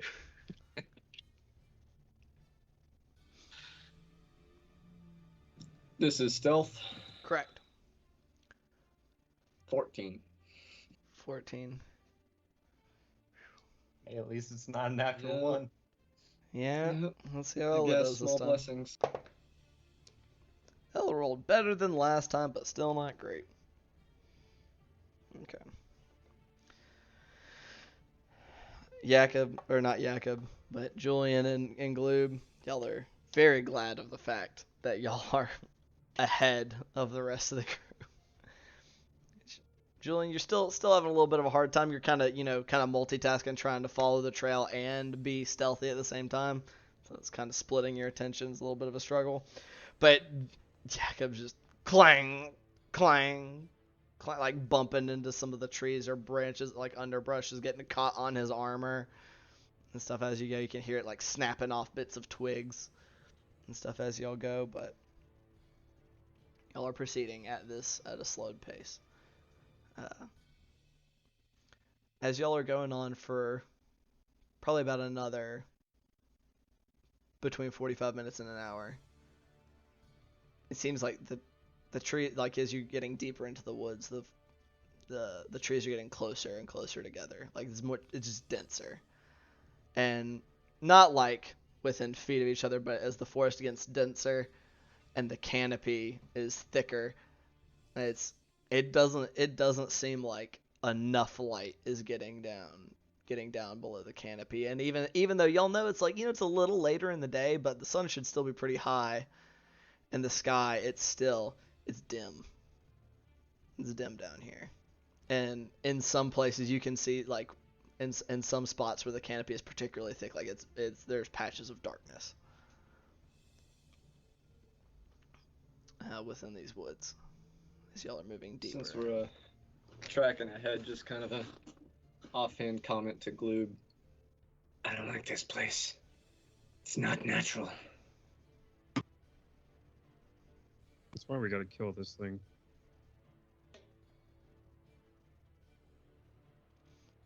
Let's stop for the night. It's now, yeah, around now it's probably closing on 6 o'clock.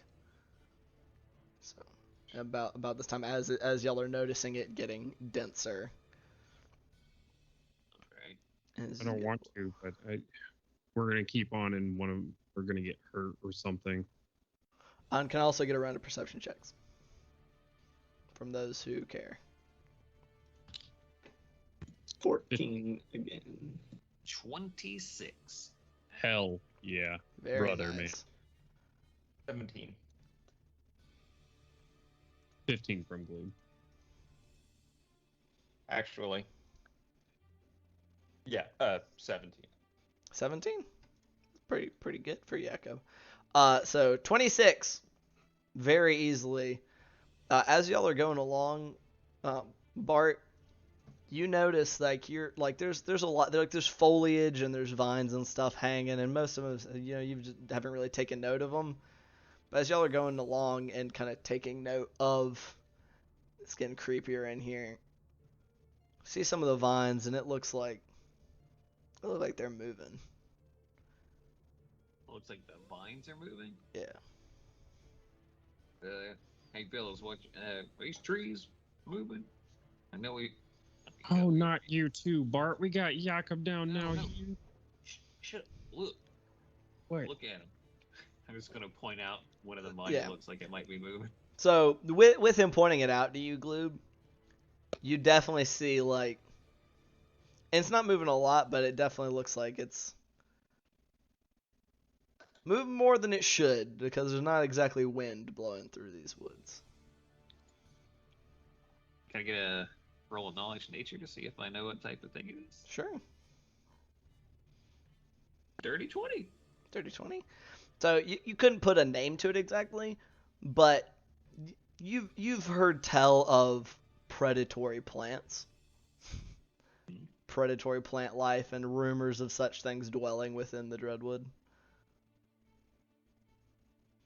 Gotcha. Yeah, I mean, there is some pretty rough plants in here, so we probably do want to avoid that. When selecting a campsite, I will try and find something with a distinct minimum of predatory plants. Okay. Right. Is that what y'all are doing? Y'all are looking to bed down somewhere for the evening? Yeah, try to find somewhere a little bit more obscure, and I mean, we're just gonna have to keep on going in deeper at this point. Sure. So, trying to find somewhere with like that's at least like a little obscured, maybe not quite like not very out in the open. I'll just get one more survival check as y'all look around for that. I'll assist Julian. Sure. Bless them to probably help us find a place to lay our weary head. All right, that's what I like to see. Better than that 17. That'll be a 22. 22. Okay. With minimal time spent casting around, you're able to find some looks like some underbrush, some foliage and stuff that's kind of creates a little bit of a pocket that cuts off. You think line of sight from most places, so that you guys your campsite would be more obscured.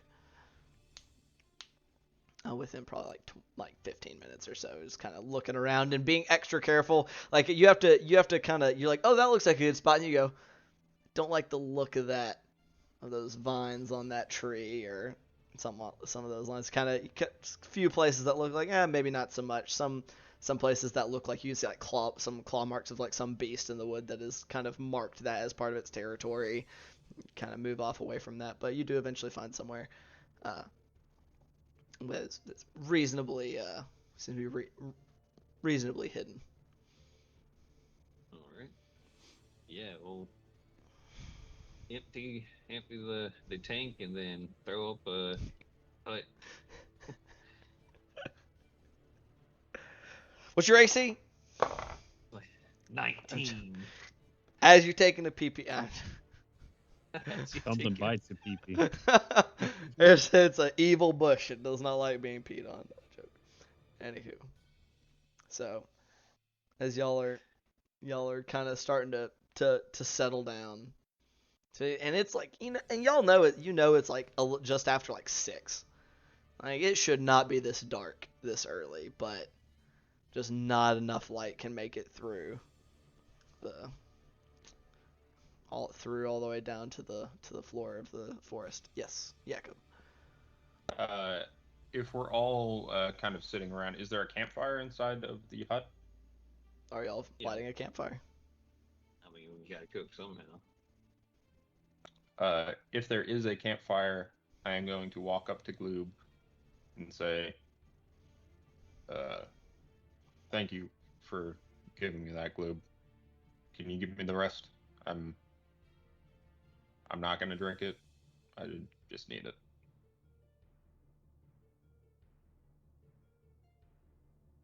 Blue won't say a word, and they'll just produce all of them. And once you grab the And, last one, I don't know what this is for you. I don't get it. I don't understand. So I am sorry if I am overly angry with you about something I shouldn't be. But you're friends here. You are my tribe here, and you are close to getting hurt, either yourself or getting one of us hurt. Are you guys like whispering this? Yeah, I don't know where he brought it up to me, so wherever Gloob is. 'Cause that dome is not massive. It's 10 feet tall with a 10-foot radius. Yeah. right. Which, as far as I'm As a aware, dome. Lehman's tiny hut is opaque, correct? Right. So So block that they won't sight. see light coming Right. out of it. It doesn't block sound or smell, though, correct? I'm not sure if it blocks sound. I would I double don't think check it- real quick. Yeah. Let's do that for sure. Do what you need to do with them. But something's got to give. I know, Gloob. So that's I couldn't let myself put you or anybody else here in danger, and I couldn't keep doing that to myself. I couldn't do that to you, and I couldn't do that to our friends. And this is something that needs to get resolved. And I'm going to sit next to the fire, draw a dagger, and cut each of the water skins except for the one Gloob gave me, and I had already drinking out of spilling what was inside onto the ground. All right. It is. I will. You I have will a give you a large, soggy patch within your 10-foot sphere. Well, I assume he did it in like the campfire ashes, like Right, the embers. Okay, fair enough. If not, Glue will sleep on the soggy patch. I mean, Lights go out 10 minutes later. Fucking Yakasu was like the ground. Like I just needed a little bit more. All right. Is there anything else that you guys would like to do before you bed down for the evening? So, I'm gonna talk about what happened with the plan out there. What about it? Don't get me wrong. I mean, we found out. We found the Oni pretty easy. I'm guessing that's the Oni. Hadn't really heard tell of too many sorcerer hobgoblins out there. But this might be our guy. So, with the tracks and everything. I don't know. They could just have a. What? Did he seem like a wizardly sort, or like he had some sort of mark of, like, No. He was wearing so he's just armor and was carrying a giant fucking glaive. So it looked like stock standard hobgoblin. Yeah, he looked like a normal hobgoblin, and then he hit y'all with a cone of cold. Gotcha. Right. And yeah, I feel like that was definitely probably our guy. We got to find him somewhere. Probably going to have a fight in that situation regardless, but what happened? Why'd we start fighting? And We were trying to take prisoners, and then they wanted to take us prisoner. Would you think that fight would have gone much better if it had been 5 times as many support? Could have gotten ourselves stuck into a situation we couldn't get out of. Hold on now. But we were talking about it. I was trying to make this guy believe that we were on his side and get him to let us go to his. It's a dangerous gamble. It is a dangerous gamble. I don't disagree with you. What if y'all had been carried into camp? They decided to make you food. With 30 goblins and hobgoblins, and us have no way to get you out. Well, I didn't expect that y'all would just ghost us the whole way. I expected y'all to come with us. Well then, we'd all be there.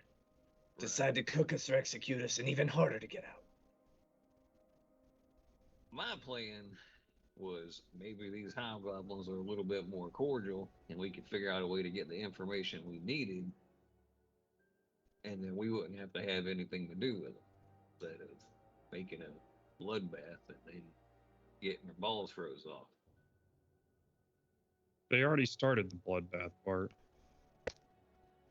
These aren't thieves to be negotiated with by coin. These aren't people in a political conflict. They're here to kill things. I don't think that trying other than for immediate purposes, a long-term discussion was safe. I wasn't gonna risk having you guys get carried into a camp with more enemies than we can handle. Well, I mean, y'all made short work of them fellas, and I'm just saying, if that guy wasn't the hobgoblin, then we might not have had anyone to talk to. Is all I'm saying. Y'all guys came in there and just kind of killed them all. Takes one to talk. We didn't need them all alive. Sure. None of them needed to be. If we hadn't had such an issue with what we can only presume is the Oni, could have taken the last one through the leg, questioned him at knife point. No. We found our hands a little bit too full for that kind of thing really quickly. How can you say that, Glue? There's a lot of folk back at Saltmarsh that say the same thing about you and your folk. You're They pretty wouldn't be good. wrong. So you think that if Saltmarsh decided they're going to go to war with your folk, that's just fine and dandy? Even though there could be other your brothers and sisters that might not want to do the things they do? I just like to say Gloob is cleaning the same knife over and over again, just the same dagger in his hand the entire time while he's having this conversation. They wouldn't be wrong. It wouldn't matter. Me and Julian made the right decision there. Yeah, in hindsight, that was a good choice. Thank you for helping us out. It just makes me feel a little on edge every time we have a plan, somebody just starts killing folk. You know? Hell, I'm not saying I'm not guilty. I tried the same thing on the boat. I ended worse than anything. I just don't want to see you on the other side of more enemies than we can kill to get you out. Right. And I know y'all wouldn't let it get that far. I'm just saying I hadn't gotten that far yet, you know? Might have been able to get something out of it before everything went bad. We could have walked with them for a few hours and maybe they slip up, gave us some information. Maybe we could have escaped in the middle of the night. I had to kill everybody. Dangerous if, Bart. right? But I mean, Not only that, but how can you even say that after you saw what they did? sure. I mean, how can we say that after what we just did? Are we talking about pragmatism or mercy? Because I'm getting mixed messages. What, I'm just saying, maybe absolutely slaying people ain't the answer. I don't see how, if someone's got pink or purple or blue or whatever skin, it don't really matter. It's not about their skin, or it's about what they've done. They've Sure, done everybody bad makes things. mistakes, Mistakes? right? They made a whole camp of mistakes and left slaughtered pieces of people. I'm not saying all of them are in the right. They got an Oni with them. Could be manipulating them. Could be making them act the way they don't want to. Could be in a rough situation. You never did nothing you regretted with your folk, Blue? I know I've turned my head to the side for things my family did when I was growing up. Do you think I should die, Gloob? Because I've done cut people in half, mutilated them with my sword. Hold up. Now those are people that have either attacked us or threatened That have us. deserved it. People that deserved it. People that were Now, going to continue to do bad things afterwards. we didn't know necessarily the circumstances around what happened at that camp, and it could have been a camp of rangers, and I 100% agree with you. Those hobgoblins deserved to die for what they did, It's or they not could have about been, deservance, Jacob. or they could have been bandits, and it definitely is about deservance because not all people deserve to die. Our goal is to protect Saltmarsh and the surrounding area. To do I so, will- we have to support the fort. I will not kill indiscriminately. When it comes to protecting my family and the friends traveling with me, I absolutely will. I have Then that's priorities. something we'll have to figure out. Humanitarianism is a luxury that you do not always have access to. Given my druthers, yes, I will limit suffering. I will limit death. But protect my family and to protect y'all while we're protecting my family, yes, I will. I'd kill those hobgoblins again. I'd kill them unarmed. We have a mission. And I'm not going to let you get hurt while we accomplish that mission. It can be avoided. All right. So, Sounds like we have some talking to do when we get back then. As long as you're safe and alive to have that talk, then by all means. now we already had this talk back in Saltmarsh, and we said we need to make sure to keep people safe. And yeah, people do some bad things, but I mean, hell, these people, they live in the woods. They get invaded by rangers all the time. Try to attack them on sight, hunt their game, take their food. We don't know what it's like for them or what they've been told. I do. It's the same thing.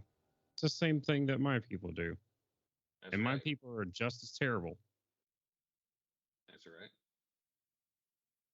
And if someone better came along to give some sort of justice, you didn't have to wait for some judge in Saltmarsh, then yes. I'm not saying we need to take them prisoner and take them back to Saltmarsh. I mean, we just needed to not pass judgment on them like we really have any kind of right to. Sure, Yeah, they did we do. wrong and terrible things, but I don't understand why you'd want to kill somebody because of that. Why not Because try to help them out? you can't help some people. Okay, you know that by just looking at somebody? Yeah. Well, that's a mighty fine gift you got. I'd So really like you're to the have judge? that someday. You said we shouldn't have to wait for somebody in Saltmarsh who's respected, who's chosen by people, and instead anybody can judge if a person should live or die based off of what they see. What makes that person any different than us? Yeah, I don't really think that anybody should make anybody dead unless they got to, unless it's the last resort. Julian, Same. like, oh, go ahead. Sending someone off the chains just to get slaughtered. I mean, what's one person's opinion better than somebody else's? Well, I don't like it. judges aren't executioners. Judges decide based off of what they see, what they've been told, the appropriate and fair punishment rather than just killing. As this has entered a completely separate moral argument than what Julian was talking about, he's going to be like watching with intense interest, like back and forth between. Anyway, regardless, we came here. I guess, joined this war effort to try and help save lives. That's bottom of the line. If we just want to boil it down to an equation of more lives saved versus more lives lost, I mean, I guess we can do that, but I'd rather save as many as I can this side and the other too. I don't see what's so wrong about that. Would they afford you the same luxury? No, but that's what makes it a choice for me and not for them. Are you still cleaning the dagger? I didn't 100%. not Like fight absent-mindedly and aggressively at this point. I did not fight with y'all. I understand they would have killed us. Once things started happening, there's really nothing coming back from that. I understand. Sometimes you got to do it. I just felt like that could have been a situation where it might not have been strictly necessary. And All right, but it wasn't. Not this time. sure. Glue. You can dull out your daggers if you keep cleaning it like that. You can rub that thing pretty roughly.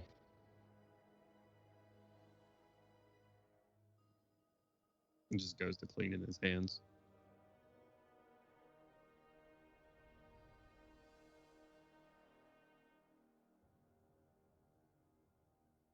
I don't know. Folk all kind, they're messed up. I don't think anybody's past given a second chance, a fifth chance.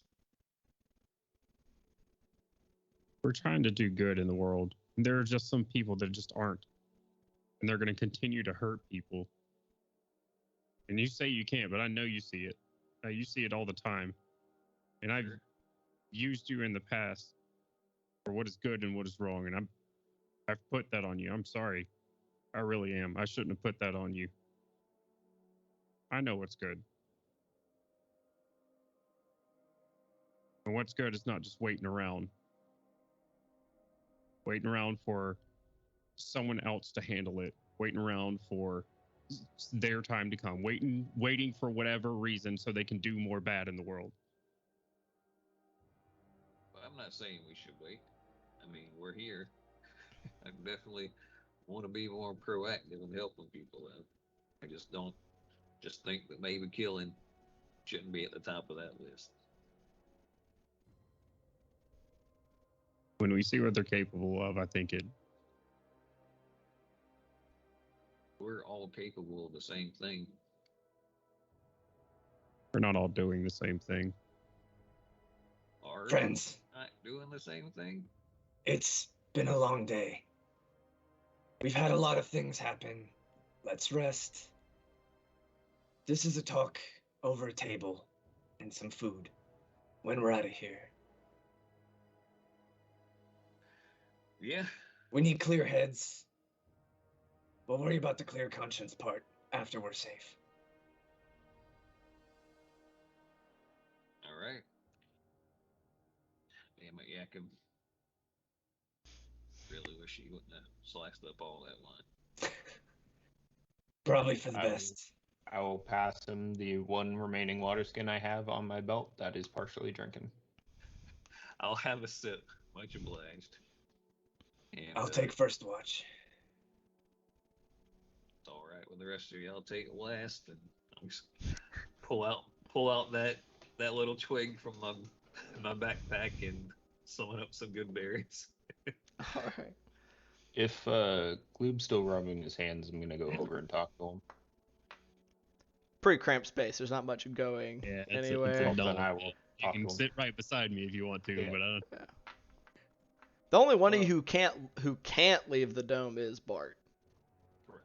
Y'all can't. It's mutable. You guys It can would just step be through it. dumb for the rest of you. Correct.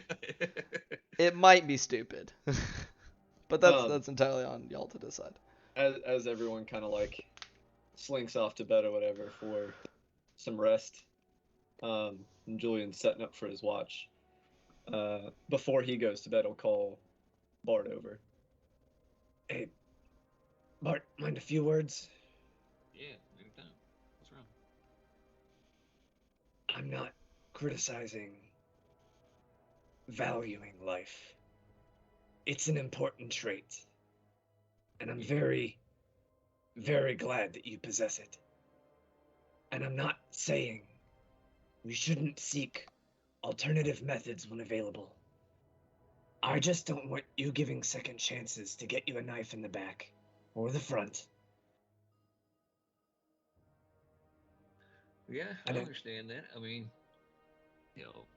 Julian ain't going around with you because you're just so damn pretty. That smile of yours isn't keeping me in the group. I know you're a good man. I know you're a rougher sort than me. A lot of people I just might want say you to be that. careful. Oh, yeah, I understand. But you also got to understand that it's not just me in this world that matters. It's not just you in the world that matters. Y'all matter more to me, and that's something that I can't really help. But other people matter too. And what's me getting a knife in the back worth saving another? I understand I could probably do more good than some goblin that might not want to go out and hunt rangers. But I don't think I'd be who I'd be if I was okay with that. Just taking one life from my own just because I'm more capable. Believe myself to be more capable.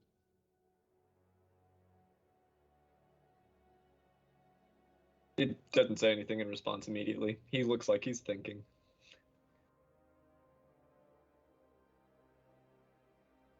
It's not always about value. Globally, worldly speaking. But we're looking out for us and ours too. Yeah, absolutely. And I mean, if one of them tried to make a move or tried to attack, I would be the first one in there trying to make sure that didn't happen or stop you guys or make sure that y'all were safe. But I understand why you did what you did. And you understand why I feel the way I feel about it.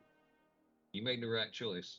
Not saying that it might have been the best choice, but in the situation, how it turned out, probably pretty good that we at least hurt him a little bit. Hopefully, he won't rest so easy tonight. Just try and stay alive long enough to keep giving people second chances, Bart. I don't plan on giving up anytime soon. With a clap on the shoulder, he'll go and start taking watch. Before we all go to bed, I did go sit with Gloob. What's going on, Gloob? I see that thing you're doing with your hands, and that's something that I've done in the past. Mind isn't sitting so steady. You all Yeah. right? being told I'm doing bad things and I'm not doing bad things, killing bad people that are going to keep doing bad things. So no, I'm not okay right now. I'm doing good things. I don't think we I've meant stopped. to call you bad, to say that you're doing bad things. I wouldn't be talking to you if I thought you were a bad person, Gloop.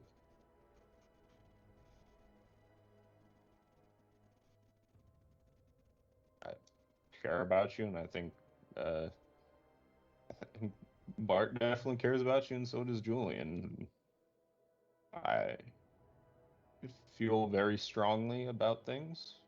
So does Bart, so does Julian. And I think so do you. So I do apologize if we in any way made you feel bad. I don't know about making me feel bad. It's on the things that we're doing and the things that me and Julian did earlier. Things that we've done. They're good things. I've done good things. We have. We're still doing good things.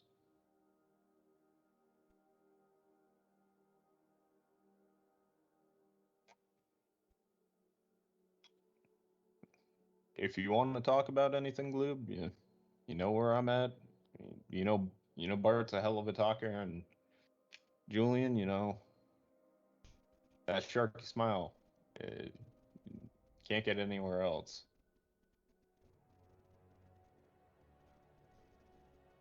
We all do care about you, and I hope you know that. But I'm gonna head to bed.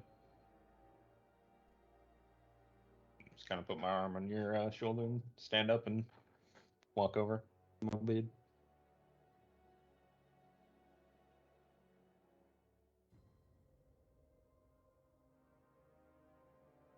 All right. The dome gets real quiet, and Glue's been laying in his bed, not being able to close his eyes or anything.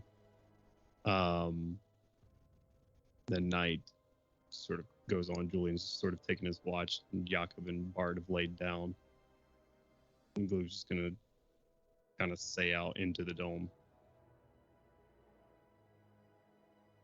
I killed him. I killed Balin.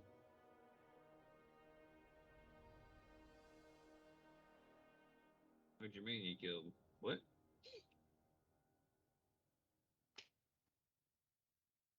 Balin's back in Saltmarsh.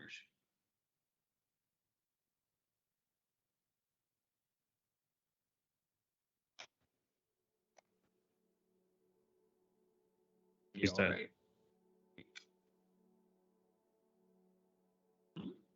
He's kind of like still half asleep. What do you mean he's dead? He's dead. I killed him.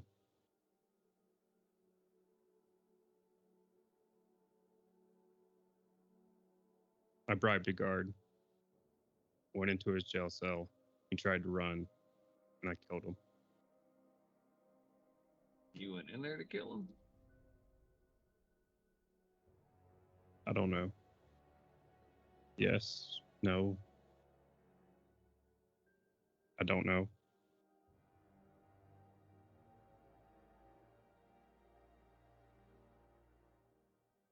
I went in there to see something good, and it wasn't there.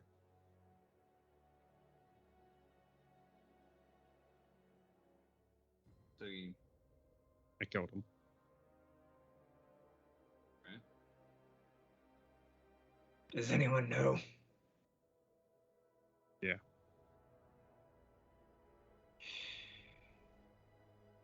Or we got people looking after us or coming for us? I don't think so. And y'all didn't have anything to do with it. They know that.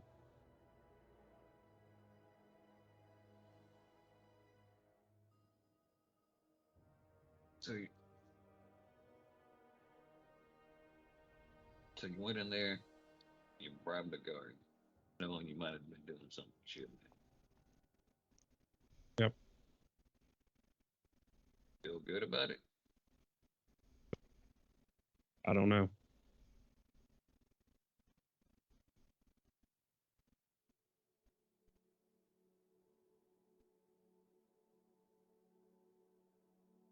Saltmarsh He is was- gonna be silent for a long time. Oh. Good. He was going to do it again.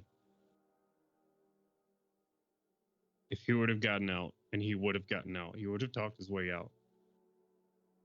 He was going to do it again.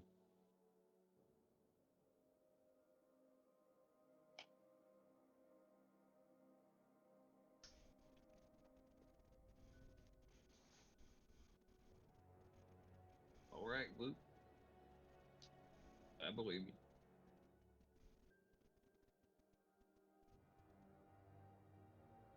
You convinced me.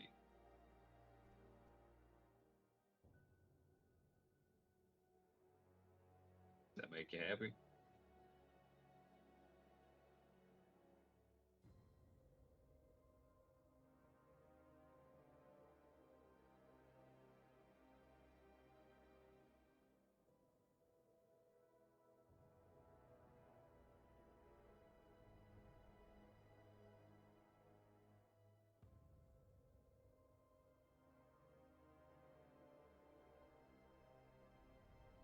I just thought I should.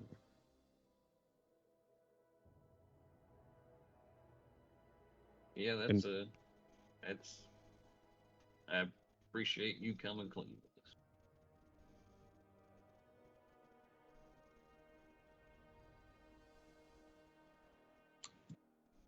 Julian just looking, hasn't said anything. I'm still lying in my bedroll.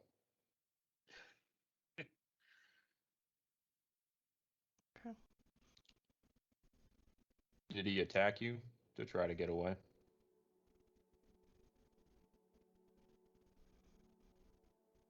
Not before I attacked him.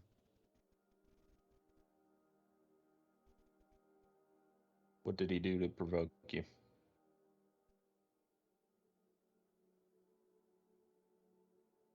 Saw it in his eyes.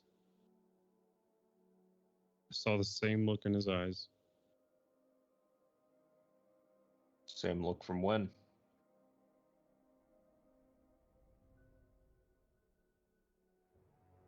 The look of someone that would do horrible things to other people again.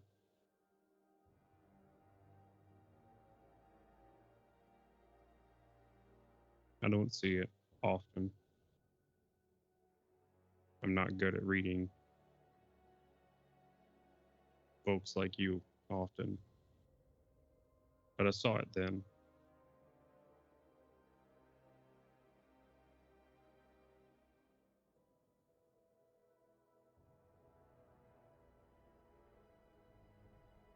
Well, it's done. And I hope you're right. That with everything that's gone down, everything that might be to come, that you have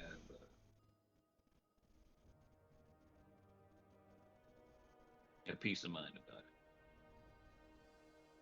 You know that was a thing that was going to happen. Get out, cause more harm than good.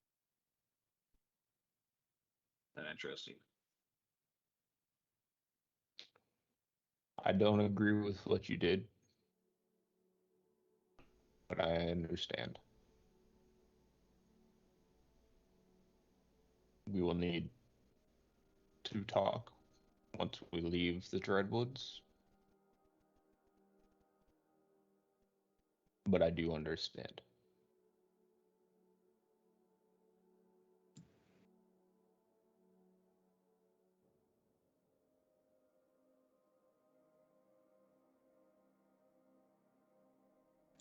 Who knows?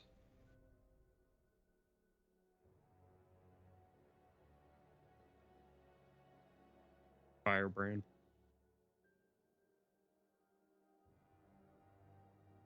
He has proof? I told him I did it. He doesn't know the whole story. He knows what I told him. Think Yes, he'll ma'am. act on it?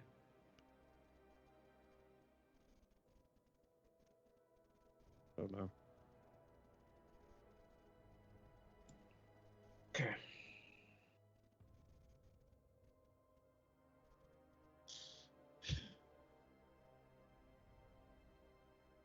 I don't feel bad for what I did. What I feel bad for is I may have gotten you three in trouble by some sort of proximity to me.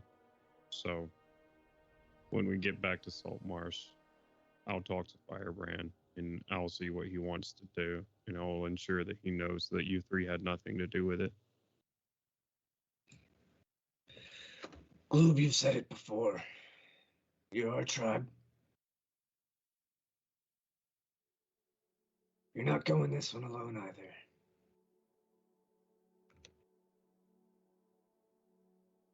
I did that alone. I should do the whatever comes next alone as well.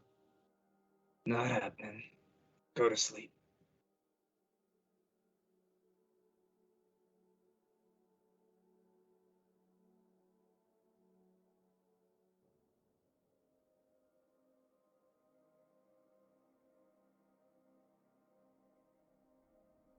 Sorry.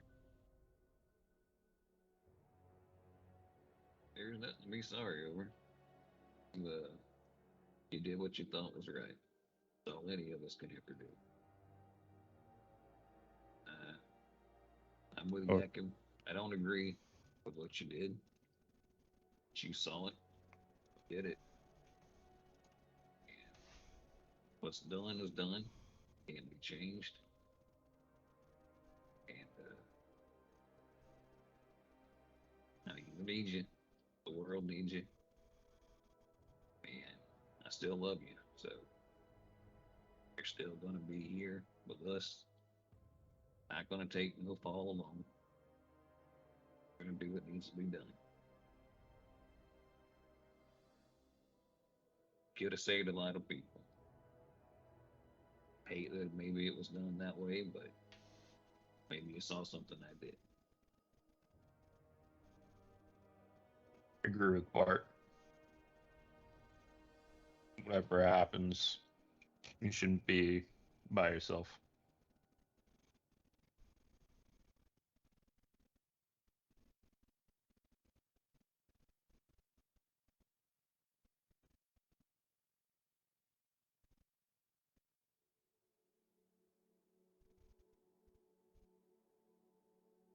And I'm not worried about Firebrand and all them people in Saltmarsh. They're going to be fine.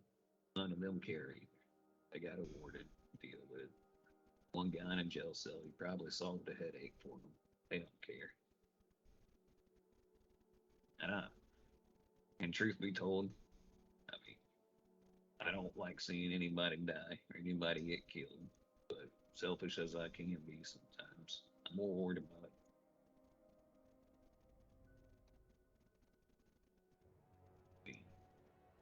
you don't gotta have big old eyes like yours to see you eating yourself up about it. So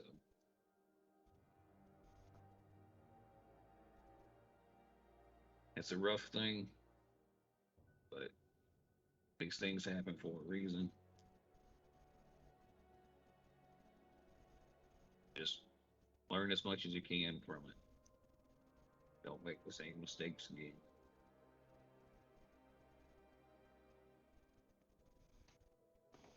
And if you can, just for me, if nothing else, try not to do it without taking people's lives next time if you can help it.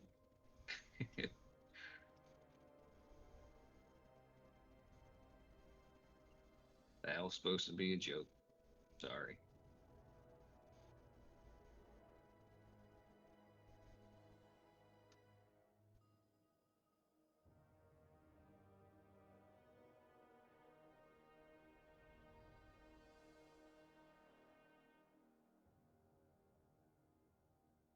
You're all right, Glue. You're still a good person.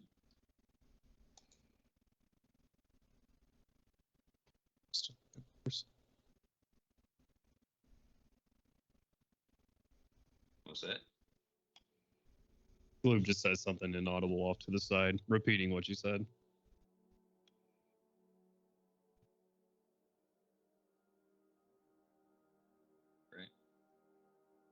bad people don't think about what they do or care.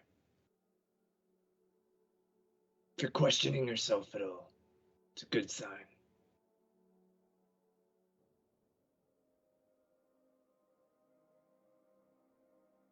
That is a way of putting it, and he is not wrong. What I said before to you, Gloob, I still do believe.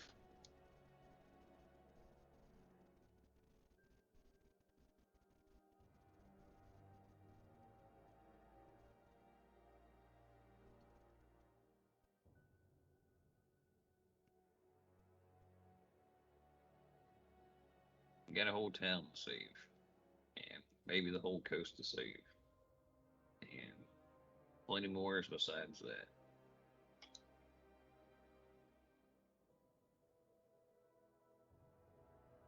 I mean, y'all got to make these tough choices, and we can only make them for ourselves. That's all there is to it. Help each other out, steer each other on the right path. And yeah, I feel like we're on the right path. Maybe just a little wobbly sometimes. I believe you, Blue. If you say you know he was going to do more harm, then I believe you.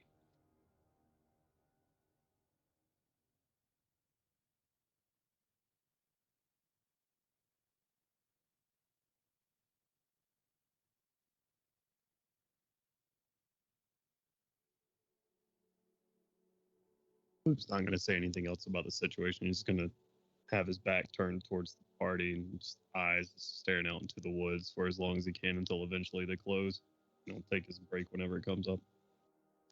Okay. On that note, I believe we will take our break. Yeah. So we're gonna step away for about 10 to 15 minutes, get some drinks, use the restroom, all that fun stuff. But after that, we'll be right back to continue on the second half of this session. So don't go anywhere. We'll be right back. Bye. Take it. And we're back. Hello. That's Gloob's internal monologue right now. Close. Are we the baddies? Oh man. Anywho, welcome back. We're back here with another half a session of Ghost of Saltmarsh, give or take. We took our break a little late, but that's all right. We're gonna keep right on trucking. I guess a brief recap of what our party has endured so far this session is they came back in swinging, had some hobgoblins. There was doing some stuff, then they all got hit by a fucking cone of cold. Most everybody except Gloob managed to save, but he didn't quite go down, even though it was 42 points of damage. So, whew, while it was a little dicey, they managed to stay up. However, the hobgoblin, air quotes, they are now reasonably certain that that's the Oni, did escape, turning invisible and making his way away, even outwitting or somehow avoiding the natural 20 survival check that Julian made to try to track him, seemingly disappearing into thin air. So that there was no tracks for Julian to follow, no way to trace him. Backtracking and their way towards where the group of goblins and hobgoblins split up, they made their way back there and then followed a different path, going deeper into the Dreadwood, hoping to catch up, despite the fact that the goblins and hobgoblins had quite the lead on them. Seeing that they had a similar meeting, this second group, with another hobgoblin or another medium humanoid individual before heading even further into the woods. Seeing evidence of it anyway, the tracks and everything to indicate such. They followed those even deeper into the wood, getting into so far in where the trees grow so close together and the canopy is so just involved with each other's limbs and stuff that the light just can't seem to make its way all the way down to the forest floor, making it dim even in the middle of the day. After traveling on for a bit longer and noting that they had gotten the attention of some predators that dwell within the forest, and Gloob kind of letting them know that maybe that they aren't to be fucked with. they then looked around a little bit and found a good place to camp for the evening. And then had a long conversation in regards to how they go about doing things. Like what is right and what is like who has the right to judge and other moral quandaries before Gloob fessed up to the fact that he killed Balin before they left Saltmarsh. A little bit of a conversation about what that may imply, but in the end coming to it that whatever was going to happen, they weren't going to let him face it by himself when they returned back to Saltmarsh, and that they would have a deeper conversation or a more in-depth conversation about it once they had left the wood. So we are going through this evening. I know that Julian was taking first watch, and that Bart was taking last watch. Who would like to take the second then third? I'll take the second. Jacob's taking the second. I'll Gloo's take taking the the third. third. Okay. After the conversation with Gloob, I'd like to take my icon of Heronius, or I think that's how you say it, Heronius? Yep, as far as I'm aware. And pray for guidance while I go to sleep. Very well. You seek guidance through your chosen deity of It's just a justice. cantrip. I'll give it to you anytime you need to. Oh man. See, you only know message if only you knew guidance. Come on, man. Jeez. But anywho, so you drift off to sleep, kind of hoping to be given some kind of forward path by Heronius in the realm of justice and the like. That is his realm. And we'll come to Julian's first watch, my man. If you would like to make a perception check for me. No, I'll just take a 20. That's crazy. Natural 1. Very, very nearly. That'll be a 7. Oof. Nice. Wow. That Well is impressive. Julian, you're distracted. There was a whole lot of deep talks right before before everyone started to bed down, and it's very distracting. You've had a lot of things to be distracting to think about these past few days. You got a letter and possible doom and destruction here within the woods. It's a lot weighing on your mind. But nothing. You don't notice anything amiss during your watch.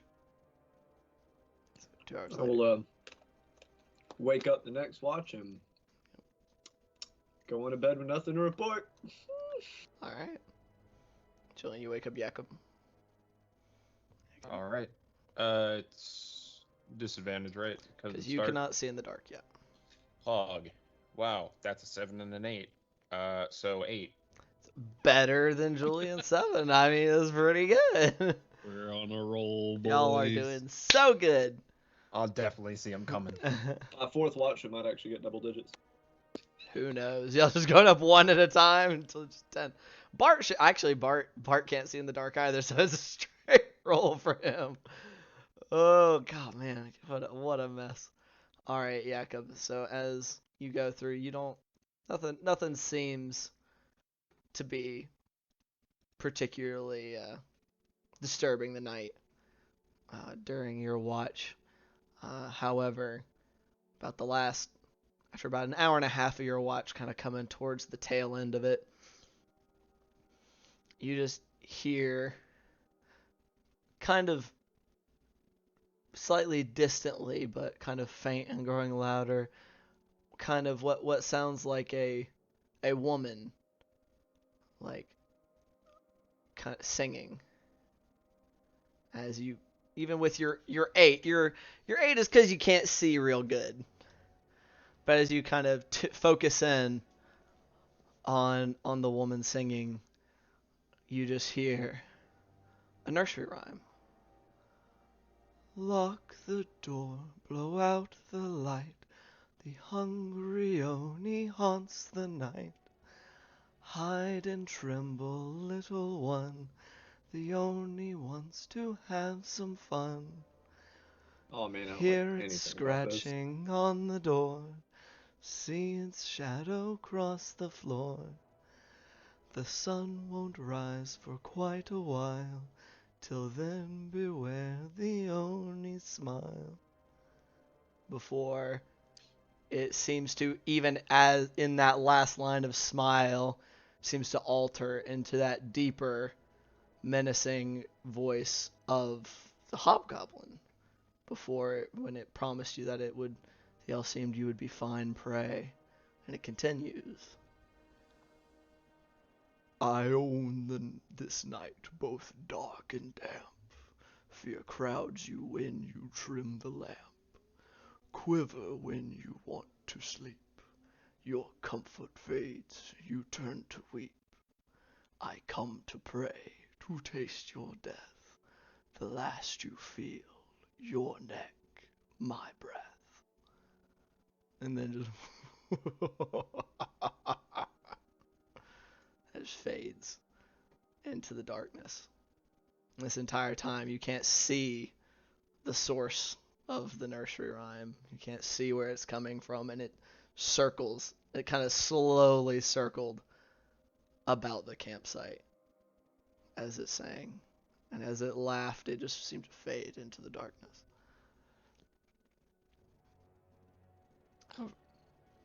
All right. As long as I don't see anything approaching, I'm gonna wake up Ella and tell her what I heard. Okay. I will say that for the last half hour or so of your watch, before, or are you waking Elle up right then? Oh, you're right. Yeah, I'm gonna need somebody else to know about this. Yes. What, Jakob? There's some creepy motherfucker outside singing. I think it was the Oni. He literally called himself that by name in the rhyme. I don't know, anybody can sing a song about some goddamn Oni. Yeah, you're right. And yeah, I'm just telling you, just so you know. As y'all, you explain this to her, she kind of is sat up and is kind of one hand on her sword hilt and is listening. She kind of cocks her head to one side. I don't hear anything at all, which is concerning in and of itself. Because taking time to listen alongside her, it is now dead silent. Like small movement of small, like nocturnal creatures, like things that you would expect to hear in the middle of the woods. Something, it seems, has scared them away for the time being. All right, time to wake up Bart and tell him what's happening. Okay. So she's just gonna wake up the party one moment. Okay. I'm waking up Bart. All right, Bart, you are shaken awake by Yakum. Hey. There is a Oops, creepy fucking thing out there. It's singing some goddamn song about the Oni. Apparently there's no animal sounds either, which pretty bad sign. Means that something threatening's around.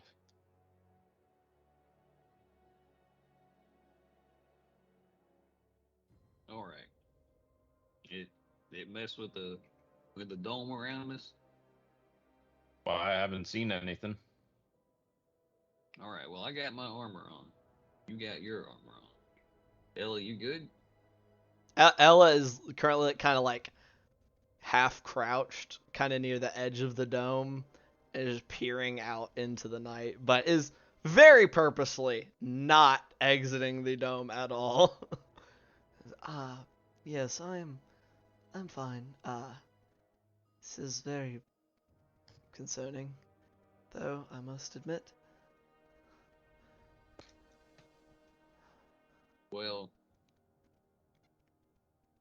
that only gave us a beat, but we came chasing after it. It didn't come chasing after us.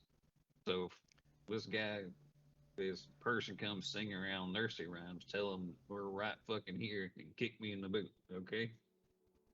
All right. Right. Sleep well. God, I know I'm not going to be able to.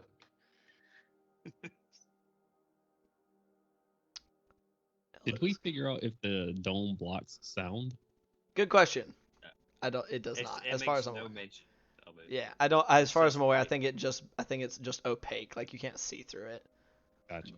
But everything other than that, it's permeable. In my head canon, it sounds like you're trying to talk through Tupperware, but I mean, it's whatever. Good gracious. All right. Are y'all continuing on with your watch order? I plan to. So an unsettled Yakov, I imagine Yakov anyway, and Ella return to sleep as Gloob is shaken awake. Anything happen? Yeah, there's something out there singing about the Oni. Singing about it. Yeah, I think it. Now that I think about it, I think it was the Oni, because it went from kind of like sounding like a lady to sounding like the hobgoblin we ran across. Did you see it? No, too dark for me to see. Oh shit! Just grab these next time off my head. Don't I have to You get don't have used to them? No, they just go on your ass. Okay. Did you say eyes or ass? Right on your ass. Eyes. Here's your Unless- ass okay. goggles. I was just Unless you- imagining Gloob sneaking around, backing that shit up through the forest. You don't see through your ass, do you? Not not- typically. I would keep in Well- mind that I know y'all were saying you're in your armor. You do not really you get your spell slots and stuff back, but you wake up with a level of exhaustion. If you're thought it in was- like half plate or full plate. Oh, I thought it was you. You couldn't roll hit die. Ooh, you can't roll. You don't roll hit die okay, well on a then- long rest anyway. I would not be in my armor then. That's what I figured, but double check. All right. Well, if I hear some singing, I'll wake y'all up so we can sing back. All right. Bart said, "Tell it to come and get some, and then kick him in the boot." Kick the Oni's boot. No, kick Is that Bart in his the boot. Weak spot. Oh, okay. Ah, his weak spot, the boot. The Oni toe. The Oni toe. Okay. As opposed to Achilles' Oh, no. heel, it's the Oni's toe. So instant crit every time you hit him there. All right. I'm going back to sleep. Good night. Good night. Alright. Good. You gonna roll a perception check for me? I just imagine Gloob hanging his butt out the edge of the dome now so he can see good. All of a It's sudden, kind of cocked, but it's a- not cocked enough to ass matter. gone. It's a natural one. Oh no. Nice. I'm just imagining fucking Gloob sitting there. Oh man, I gotta find this Oni, gotta find this Oni. Lady, quit messing with the dome. I'm looking for. Oh shit. Oh no. Oh no. All right. Natural one Nat, for a total of 5. it's really rough. Luke's got buddy. a lot on his mind. You're very distracted, and even the news of creepy nursery rhymes being sung in the dark. Just there's a lot.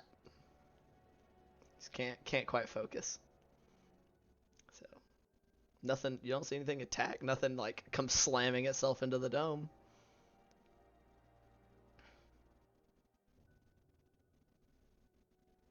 Sing again. Do it.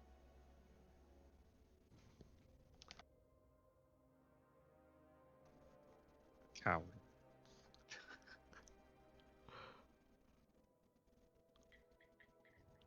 All right. Brings it to the end of your watch, Gloom. I'll wake up Bart. Yep, I'm up. Hey, still. Jakob heard singing. I didn't hear or see anything. Yeah, I told him if we came back, just wake us up and we'll make sure he don't run away this time. Oh, boy. I'm gonna take a nap before we have to get started. Yep. Fleet will. All right. Bart, No advantage. It's straight roll. 10 for 18 total. 10 for 18. Okay, I was about to say, Jesus Christ, guys. Double digits. Only person who is not fucking blind right now. Bart, it's still oddly quiet. You know, like, I think maybe you hear like a little bit of what would be normal nocturnal forest life, but not as much as there should be. Kind of as you're peering out of the dome with an 18, you notice on some of the trees that are within like 15, 20 foot of the camp, these just large like rakes on the bark. Like something with big ass claws just across them. And you can see them kind of like if you do like a little perimeter sweep within the bubble. They're kind of surround the camp. Gotcha.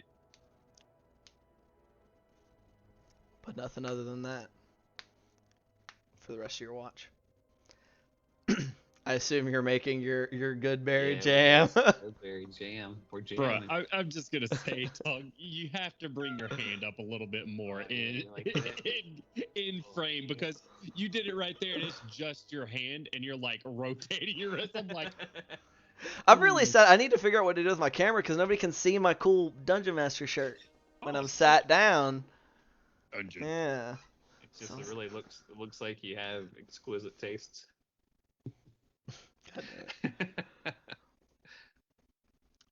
Anywho, it comes to the end of your watch. And before we move on to the morning, Julian, while you were sleeping. Oh no. Yeah. Not long after you drift off to sleep.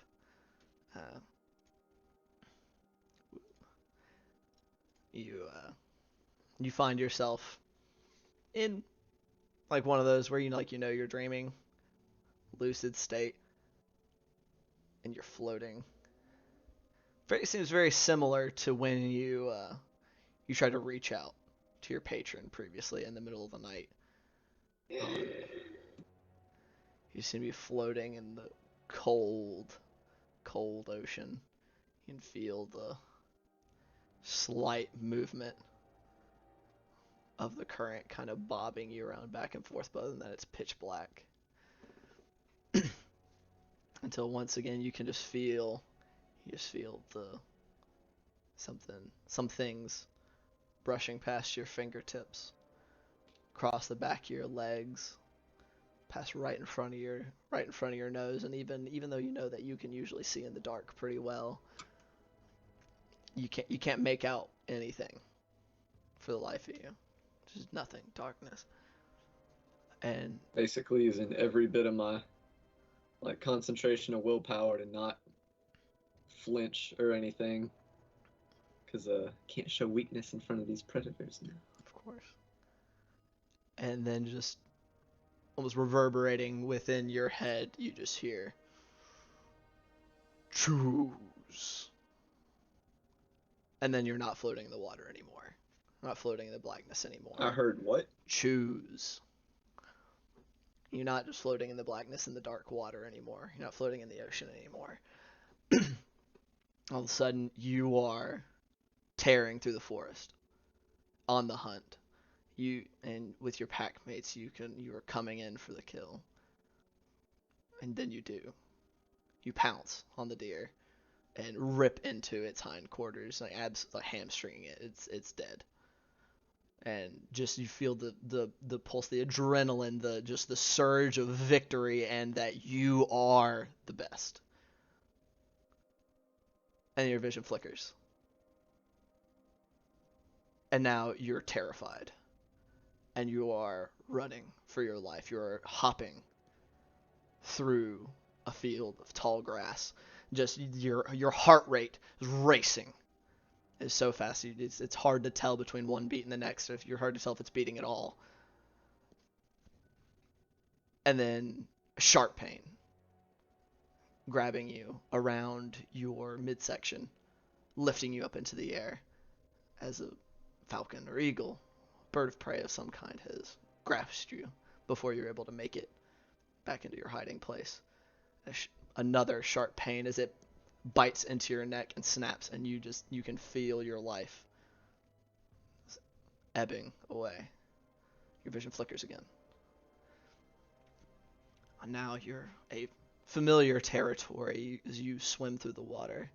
A large, dominant shark swimming about in a feeding frenzy. There's just blood and guts of whatever has provoked you everywhere as you just tear into it and gorge yourself. And your vision flickers again. As this time as you are a smaller shellfish, trying your best to crawl into a crack before a tentacle reaches out and wraps around you and drags you from your hiding place, and a sharp beak breaks through your shell and starts gorging itself upon your meat and muscle and your life. Your vision flickers. It is back and forth. Flicker, flicker, flicker. Predator, prey, predator, prey, predator, prey. And then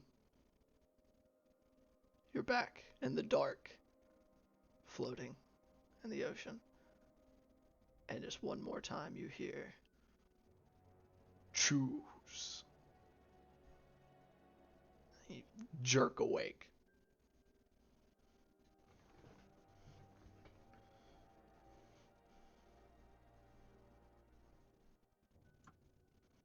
Julian is particularly quiet while getting ready for the day.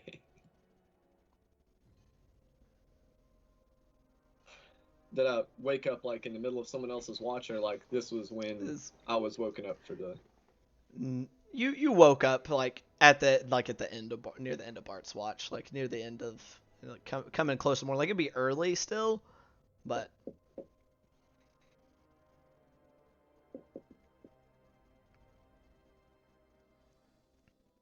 Yeah, real quiet while getting ready.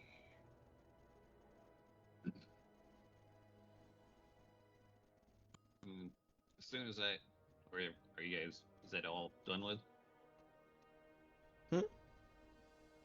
Is that done? Oh yeah. He's awake. Y'all are good to go. Do your thing.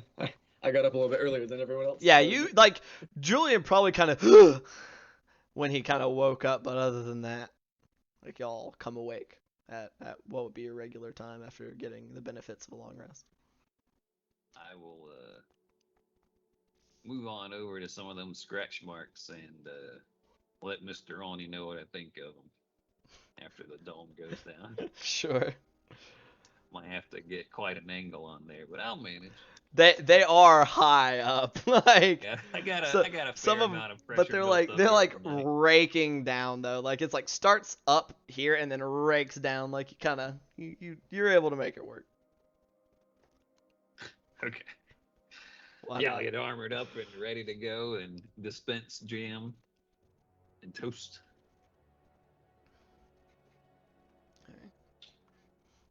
So, and you would all see this, and I say in the light of day, it's in the wee out, like in the early morning, because y'all kind of called it fairly early in the night, so it's still fairly early, and it's all for those of you who don't have dark vision, it's almost as hard to see right now as it would be at night. Oh my! Like the amount of light that actually makes its way to the forest floor in this section of the forest, just this early in the morning, it's not a whole lot. Oof. Or the claw marks does it look like whatever was doing it? Or we know it's the Oni. No need to be Peter You on the could bush. easy enough to extrapolate, yeah. Right. So does it look like the Oni was walking when it did this, or Roll a survival check for me. shit? I need to stop rolling that dice. This is the one that rolling that one. 12. 12. Yeah. You do see footsteps encircling the camp. Like, it was not making any attempt to hide the fact that it was there. It's part of the point of the claw marks. But you see them, you see footprints kind of all around circling as it had kind of made a point to mark the trees.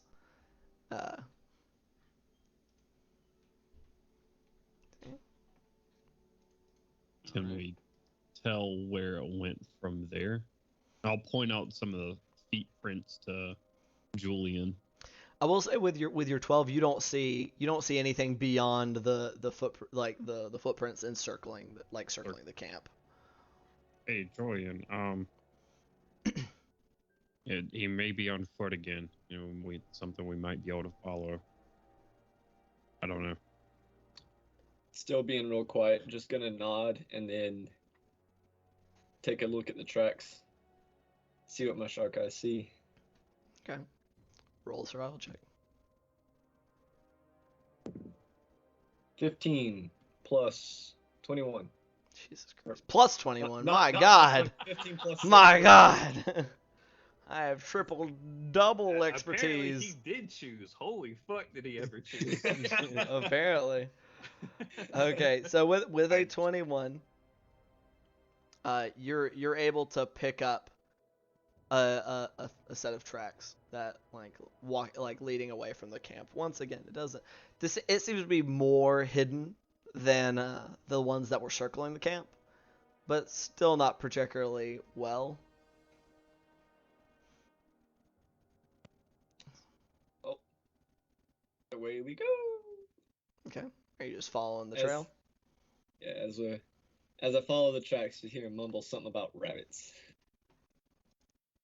Okay. You like rabbits? Oh, yeah, sure. All right. I need to check something here real quick. I mean, everybody likes rabbits. Tasty. Yeah, they're damn good. They'll get in your crops, but I mean, they'll have a nice rabbit stew's almost worth more than vegetables in many cases anyway. All right. And so is that the plan? Or are you all just kind of following along? Yeah, apparently we're talking about rabbits. And Apparently we're talking survival about checks. rabbits. Okay. Yeah. Sick. All right. Sorry, I forgot. And so, question: are y'all what pace are y'all traveling at as y'all are following? We Normal. should just go ahead. I would say the not losing our trail speed. Not losing our trail speed. Option 2. Yeah, let's just go normal. I mean, I feel like this guy knows we're out here. We're gonna be doing our thing. Should we sit a little bit further apart from each other? I mean, if we stand far enough apart for that thing not to hit us, I mean, we won't be able to hear each other if some of us get attacked. I mean, if we put 30 feet in between each of us and walk in more of a horizontal line. I'm not trying to be rude, but damn, y'all are loud. We're not sneaking up on anything, so Oh yeah, y'all go ahead. We can hang back. Y'all go on a little ways. I'll be fine. Yeah, I understand. I'm not quiet. Sorali wants to know, or wants people to know she's coming. I don't know about y'all. I'm pretty goddamn quiet. And I'm gonna I- start walking and then go, ah. And stay back with Bart. I try. You'll stealth forward then. Well, All or right. not stealth forward, but normal pace forward until we see anything that All right. justifies stealthing. Alrighty. Also keeping a lookout for if the tracks seem to like change from big to little or Oh, they see. big to bigger, or if there are any other tracks that join them or separate out. All right. So y'all are going along, like you said, at a normal pace.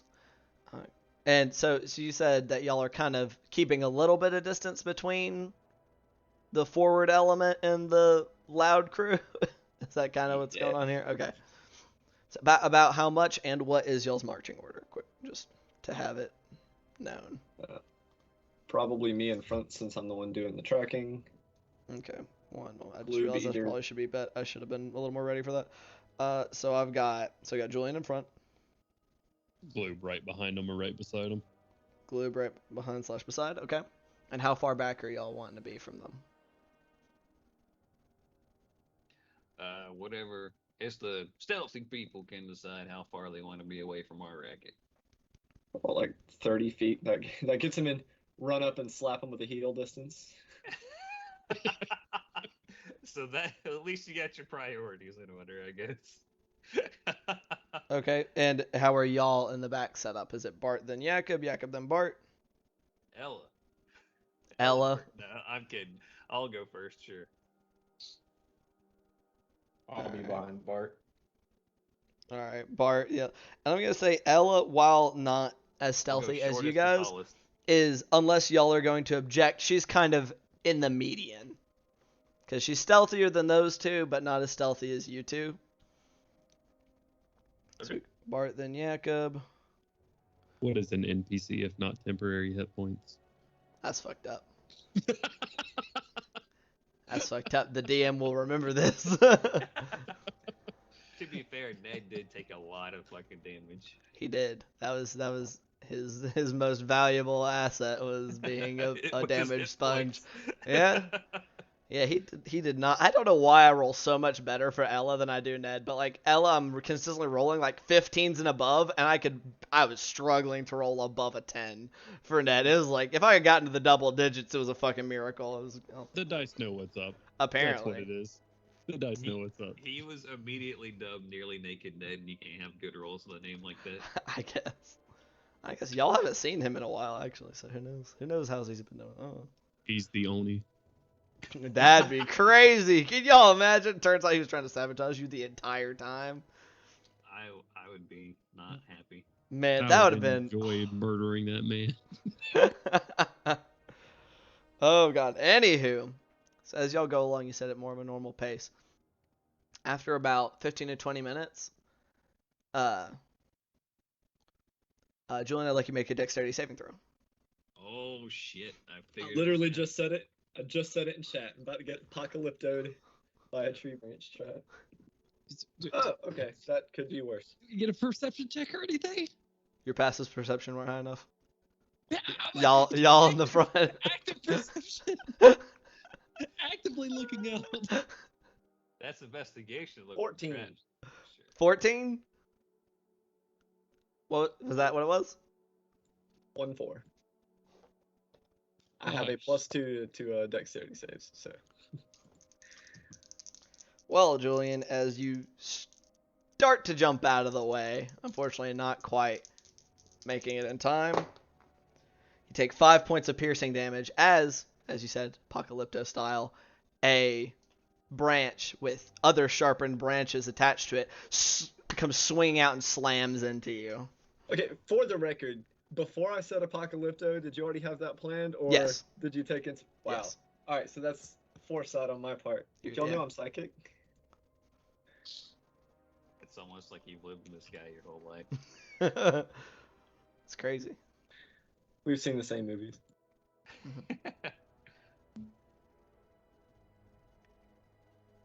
Yeah, all right, Julian. Oh, Fucking that looks shit. pretty rough. I'll be fine. Could have been worse. Like pulling pointed sticks out of me. How did he trip the trap, by the way, or trigger the trap? The little Look- piece of bone goes flicking off cinematically, and it comes swinging around. Just as you look, kind of it looks like there was a kind of very basic kind of like tripwire across the. It was kind of underneath some of the leaves and stuff, like not like just high enough up that the odds were good that someone would trigger it. Well, he's looking at the how the trap works. I would like to look around immediately to see if I see anybody watching or anything like that. Sure, go ahead and make a perception check for me. Come on, motherfucker. Natural 20 plus 4. Okay. 24. So, while I'll say you don't see anybody, Shit. yeah, it's a natural 20, so I'm not gonna rob you either.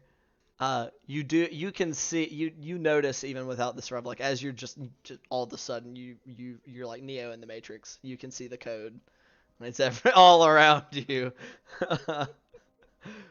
You can see where it's almost impossible to spot, and you're not quite sure how you managed to see it, but you see a few like some scuff marks around the trees, kind of around the ones where the trap was set. And kind of on either side is very clearly evidence of whatever or whoever set this trap. It looks like seems to be a couple different sets of footprints. Not even footprints, but with a natural 20, you can discern that there were two individuals were involved The in making. goblinoid.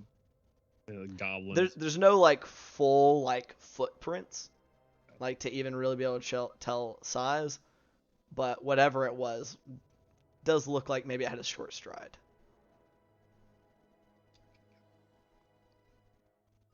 Well, nothing for it but keep going. I mean, there's some more disturbance over here about setting this up. I don't know if you see these going in a different direction or if these are going in the same direction. We'll take his own peek at it. For a less impressive dirty 20 to examine those other trucks.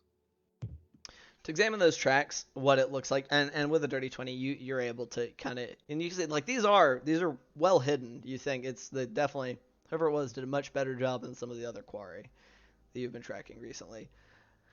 And you see, like I said, much of the same evidence of whoever or whatever it was that set up this trap in the first place. And it looks like they just kind of they don't follow the trail that you are currently following. It looks like it kind of scuttles off into the woods. Do we catch ourselves a smaller one or keep on our path? I think we keep on our path because aren't we pretty sure that's the Oni? Don't want But to they- lose them. Well, He they knows know. we're following him, though. Yeah. Might get information out of a goblin. We could also just keep running into traps like this one along this way. We do risk losing the Oni though.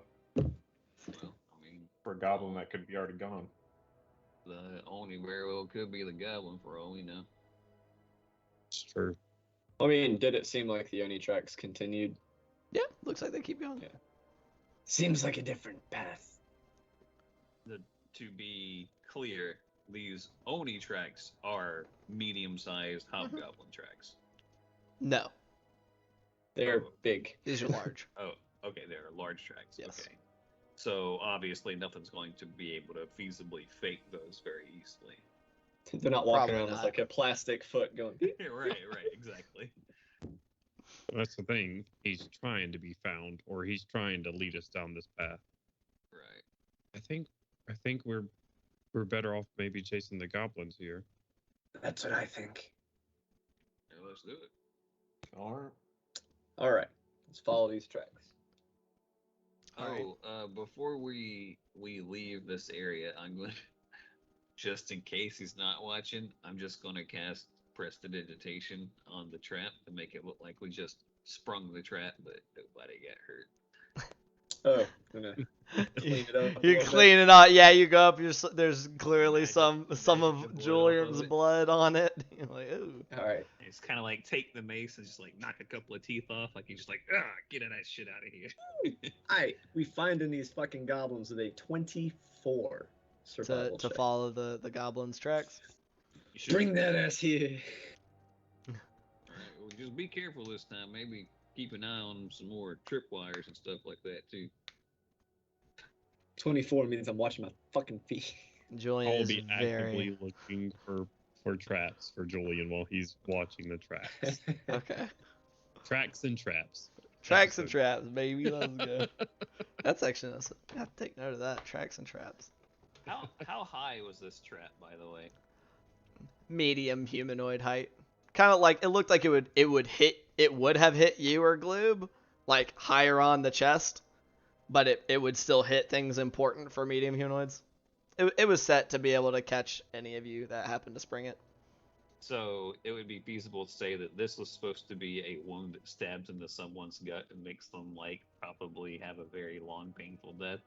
Probably so. Okay, cool. Definitely not supposed to be pleasant. Bart will remember that. Bar will remember that. Yeah, man. Some nasty folks here in the Dreadwood. Anyway, so All right, let's keep going. as you all continue with the 24. I will keep my shield out just in case some spike things come slapping at me. Gosh darn it, Jakob, what did you do to your camera? Darn it, boy! In any case, Sorry, just fixing Perception fixing checks. Jakob's character. Yeah, if y'all want to go ahead and actively perceive. Actively 24. perceive the traps, please. No! Feast and famine. I'm way behind you, fellas. Have a good luck. That is a downside to splitting up. Julian, you're getting hit by something, my boy. That's a natural one for me. Well, at least we're on brand with making sure that we disable all traps with our hit points. What was? I'm sorry, Gloob. What was that check, dude? To see traps is Yeah. a natural one. Oh, that's rough. Anybody else actively perceiving? Yeah, I got a 24.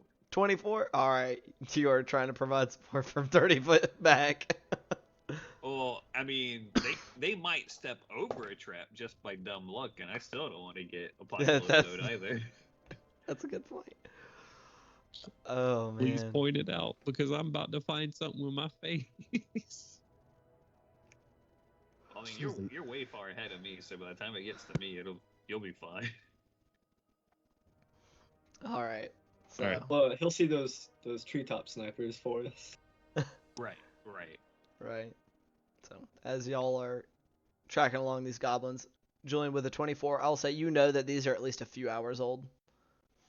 Looks like they were probably active during the night, during the very early hours of the morning. And they split off and away from the trail that had been much more obviously left by the Oni. And y'all are continuing to follow at a normal pace, seeing as y'all have kind of come to the conjecture that stealth probably isn't the most effective thing. Till we grease that armor at Jakob's, I think we don't really have a choice. Until we grease that armor of Jakob's. God damn it. Good gracious. Okay. I don't want any more mental images of how that is supposed to be accomplished. Well, you don't just want to grease up Jakob? Glue with the coconut oil. couple of candles in front of the fireplace. Giving him the sickened condition the whole time. In front of the snapping line. How dare you guys make me hear this with my own ears? Oh man. God, Alright. I hate y'all. Y'all got are a hole in the table, and that's just your throw up hole from you getting so sick from the poison. Jesus. Anyway. y'all are yeah, God, y'all are the worst. Okay, so as you all are traveling along briefly, it seems to kind of meander. It seems to stay at just the two goblins before kind of curving up into a similar direction, perhaps as where the Oni had been going. And as y'all are continuing to make your way through, probably about a 45-50 minutes from leaving the trail, Bart, you just get like an itch almost. You're like something. I will stop. Something My ain't quite right. And as you sorority sense is tingling. your sorority senses are tingling, and it seems that they were almost tingling too late. Everybody else's sorority senses definitely weren't tingling well enough. As you turn and start to look around, as you see the forms of some humanoids, medium-sized, and they look weirdly, oddly familiar, but I feel like they were a little bit more four-legged the last time y'all saw them. These humanoid-shaped creatures with long, kind of dog-like canine snouts, on kind of dog legs. Like they're just like upright, vaguely human. They have claws on each hand, thumbs, the whole 9 yards, and basically what amounts to like a loincloth at most for clothing. And it's you take this in as they're kind of on this back side of you. You see them on four on one side, four on the other, about 20 foot from you, as you have noticed, and it looks like they were trying to creep closer, but your 24 did beat their stealth.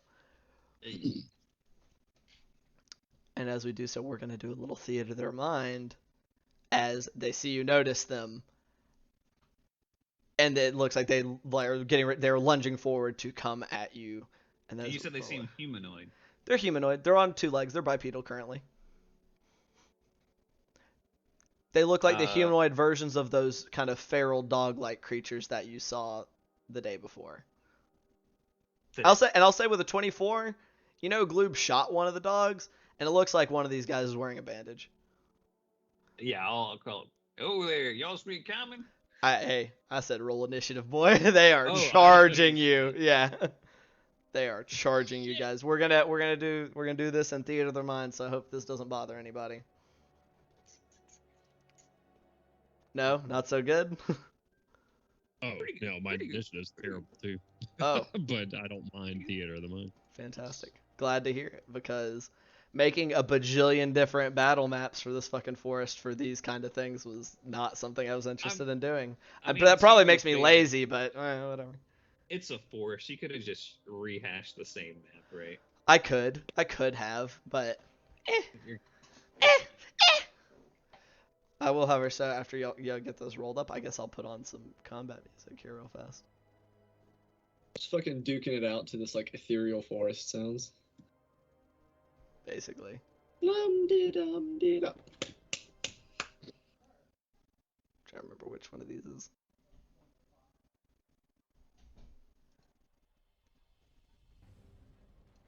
That works. This is much more intense than necessarily this situation calls for, but I like it, so I'm going to play it anyway. All right. Where are they oriented in comparison to our line? So the way these are 20 foot on either side behind Bart and Jakob. So they're way back. So they're about 50 foot from you and Gloob. So you got Jakob and then Bart, and these guys are kind of off on either side, they're kind of flanking you guys about 20 foot at a diagonal on each side. So let's go ahead and grab this real quick. 25 to 20. Oh shit, yeah, initiative. No, oh God, come on, guys. Oh, Oh no. Any sorry. 25 to 20, Julian? No. Oh Jesus. Close, but no. Okay. All right. 20 to 15. 19. 17. Nice. 19 then 17. Julian rolled above an 11 on initiative. It would have for been 9, once. but thanks, Sentinel Shield, for advantage. All righty. 15 to 10. 13. You're muted, Jakob. So I heard 13 for Gloob. 18. 8. That falls into the 20 to 15 category. I was trying to say it, but my goddamn headset, I guess, got unplugged. Okay. So I got Jakob with an 18. And then I had Bart with a 17, and then Gloob with a 13. I should probably roll for Ella, shouldn't I? That'd be awesome. Okay. How many of these things do we? Currently, you see 8. Oh shit! That's Fuck. a couple. That's a few. That's a couple, yeah. So and then Ella is just in front of you, Gloob, with a 14. And then I'm gonna roll for these guys as 2 separate groups. So, left-hand group. Whew.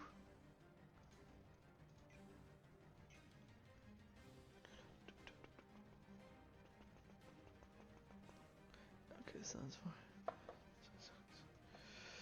Okay. Oh gosh darn it. How's everybody doing? How's everybody feeling about a little last minute? I'm fine, just fine. What would it look like if Gloob got turned into a werewolf? That's what I'm thinking right now. I know these aren't werewolves, or I don't think they're werewolves, but You probably look like a really bug-eyed were-rat with just like really greasy fur that's all poisonous and shit. It'd be Okay. a horrible sight. So group You're And really fucked up legs. I mean, just all around. That ain't right. Back legs for sure. These are my web claws over here. All right, so one group of them rolled really well and the other rolled really shitty.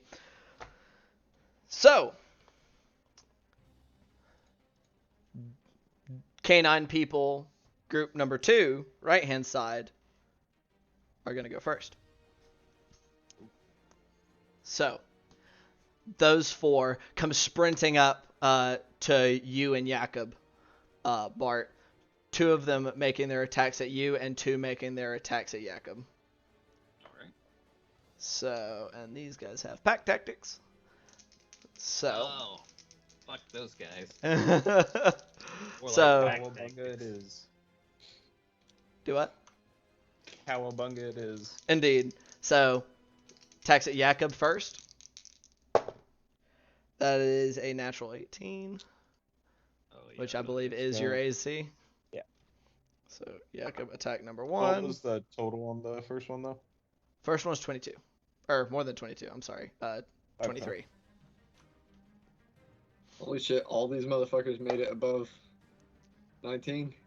I rolled them as 2 groups. I rolled group 1 and group 2. Group 2 rolled way better than group 1. So Jakob, these guys are, and each of these guys, it seems to be carrying a long kind of wicked curved blade. So that one is going to hit you for 5 points of slashing damage, Jakob. Okay. And attack number 2 is also going to come in at you.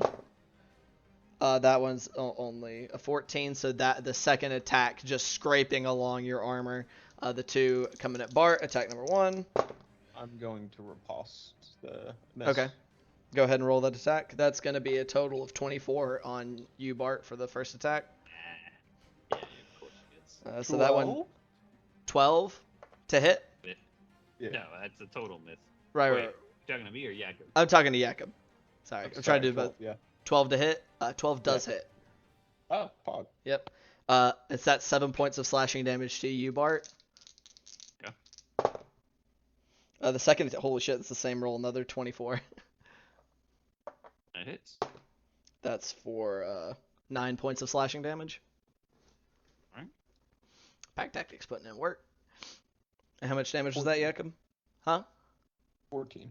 14 points. Very nice. All right.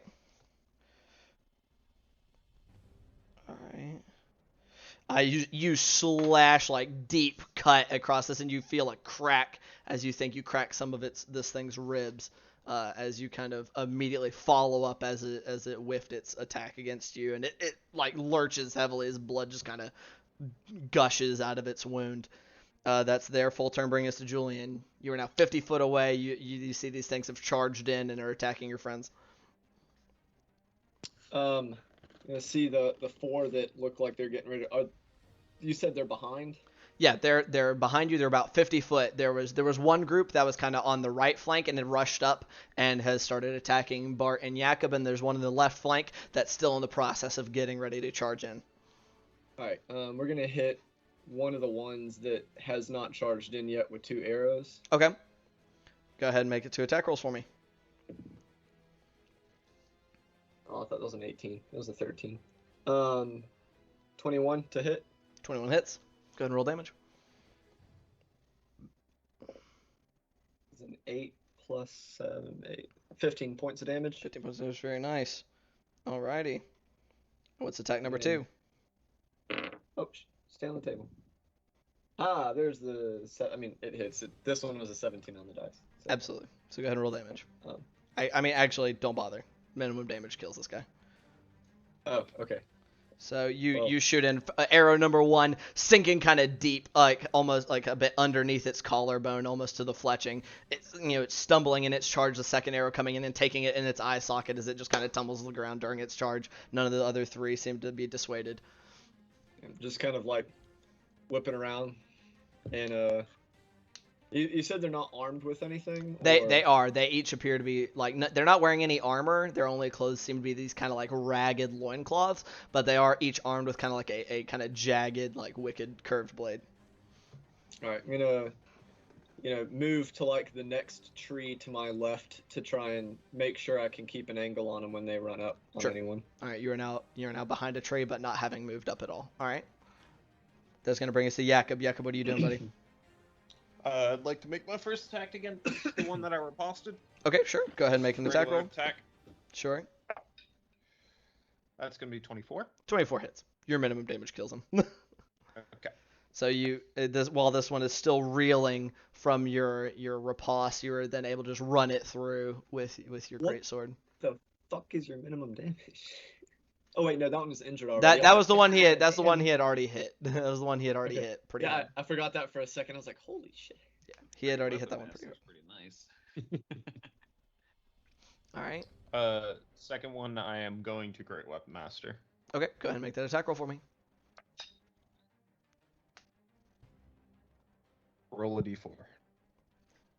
Damn, Christopher. Ooh. This man, God, you're making me very glad I gave you that ring because we get to do this all the time.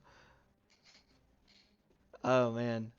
Okay, all right. So you should be familiar with this effect because apparently I roll a lot of 1s on the d4 as just the ghostly cries of fear from your daughter as you enter combat. This definitely seems to not be something that sits well with her. It's quite distracting as well. You have disadvantage on the next attack roll, ability check, or saving throw that you make. Well, I'm going to bonus action Great Weapon Master. Same the target? one that I just missed. Okay, Yep. Go ahead and make that attack roll.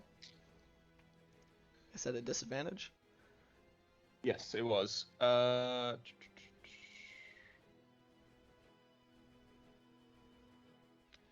precision strike. Okay, go ahead and burn that d8. Or d6, I guess, if you so chose. Awful. It is an 8 hit. An 8 does not hit, unfortunately, as you just the noise, the cries of your daughter, you can't quite, like, as you started to attack it, it's distracting. You close your eyes for half a second, and it's just enough time for the dog man to kind of like hop to the side out of the way. All right, that will be it for my turn. All right, Bart, that's gonna bring us to you.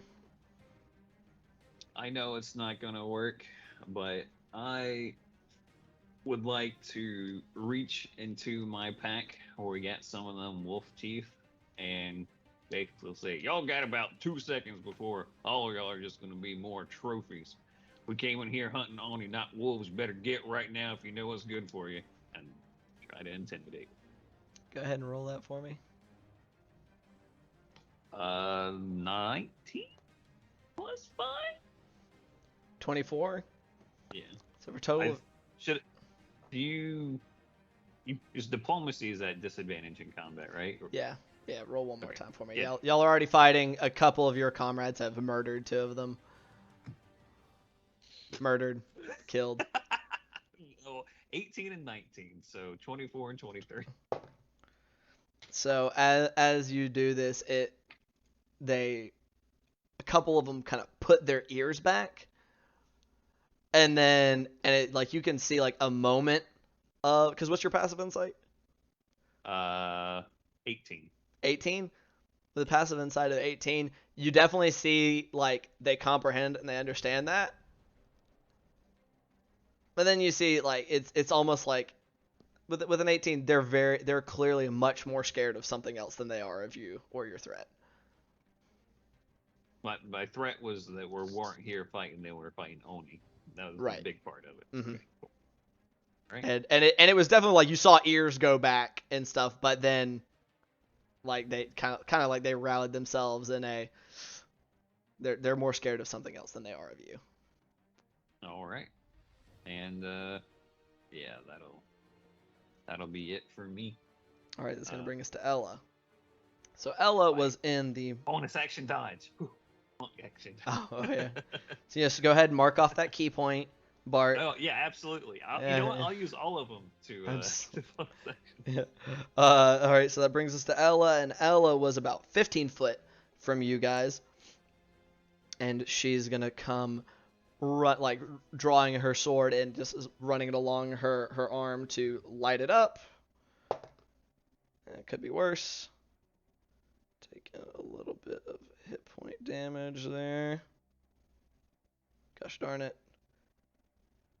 D&D Beyond, function the way you're supposed to, you little bastard. Alrighty. And she is gonna make attacks at the fellows that are accosting you, Bart. Attack number 1. Natural 3, just kind of comes in and lunging, and the canine person is able to kind of dodge out of the way, then following up with a kind of a backswing. There we go with the natural 15. That will hit. Holy shit, and quite literally max on the damage die. So as it dodged out of the way of attack number 1, but attack number 2 caught it off guard as it comes up burning and slashing up kind of up across its side and through its throat as kind of its free hand comes up as it gargles a few times before collapsing to the ground. So that one is dead. That is how we're going to be her turn. So that's movement bonus action. That's going to be Gloob. All right. When I saw Bart say this, or I saw him hurt it, and said some of them cowered for a little bit, but then it was like for a very brief moment. Was there any one that seemed to rally them back, or was it just kind of all unanimously? Yeah. It's like the ones that could hear him just kind of like kind of rocked back and then just leaned right back forward.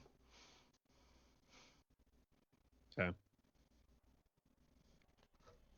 I think I'm gonna run up to them, but while I'm running. So you're 50 foot away.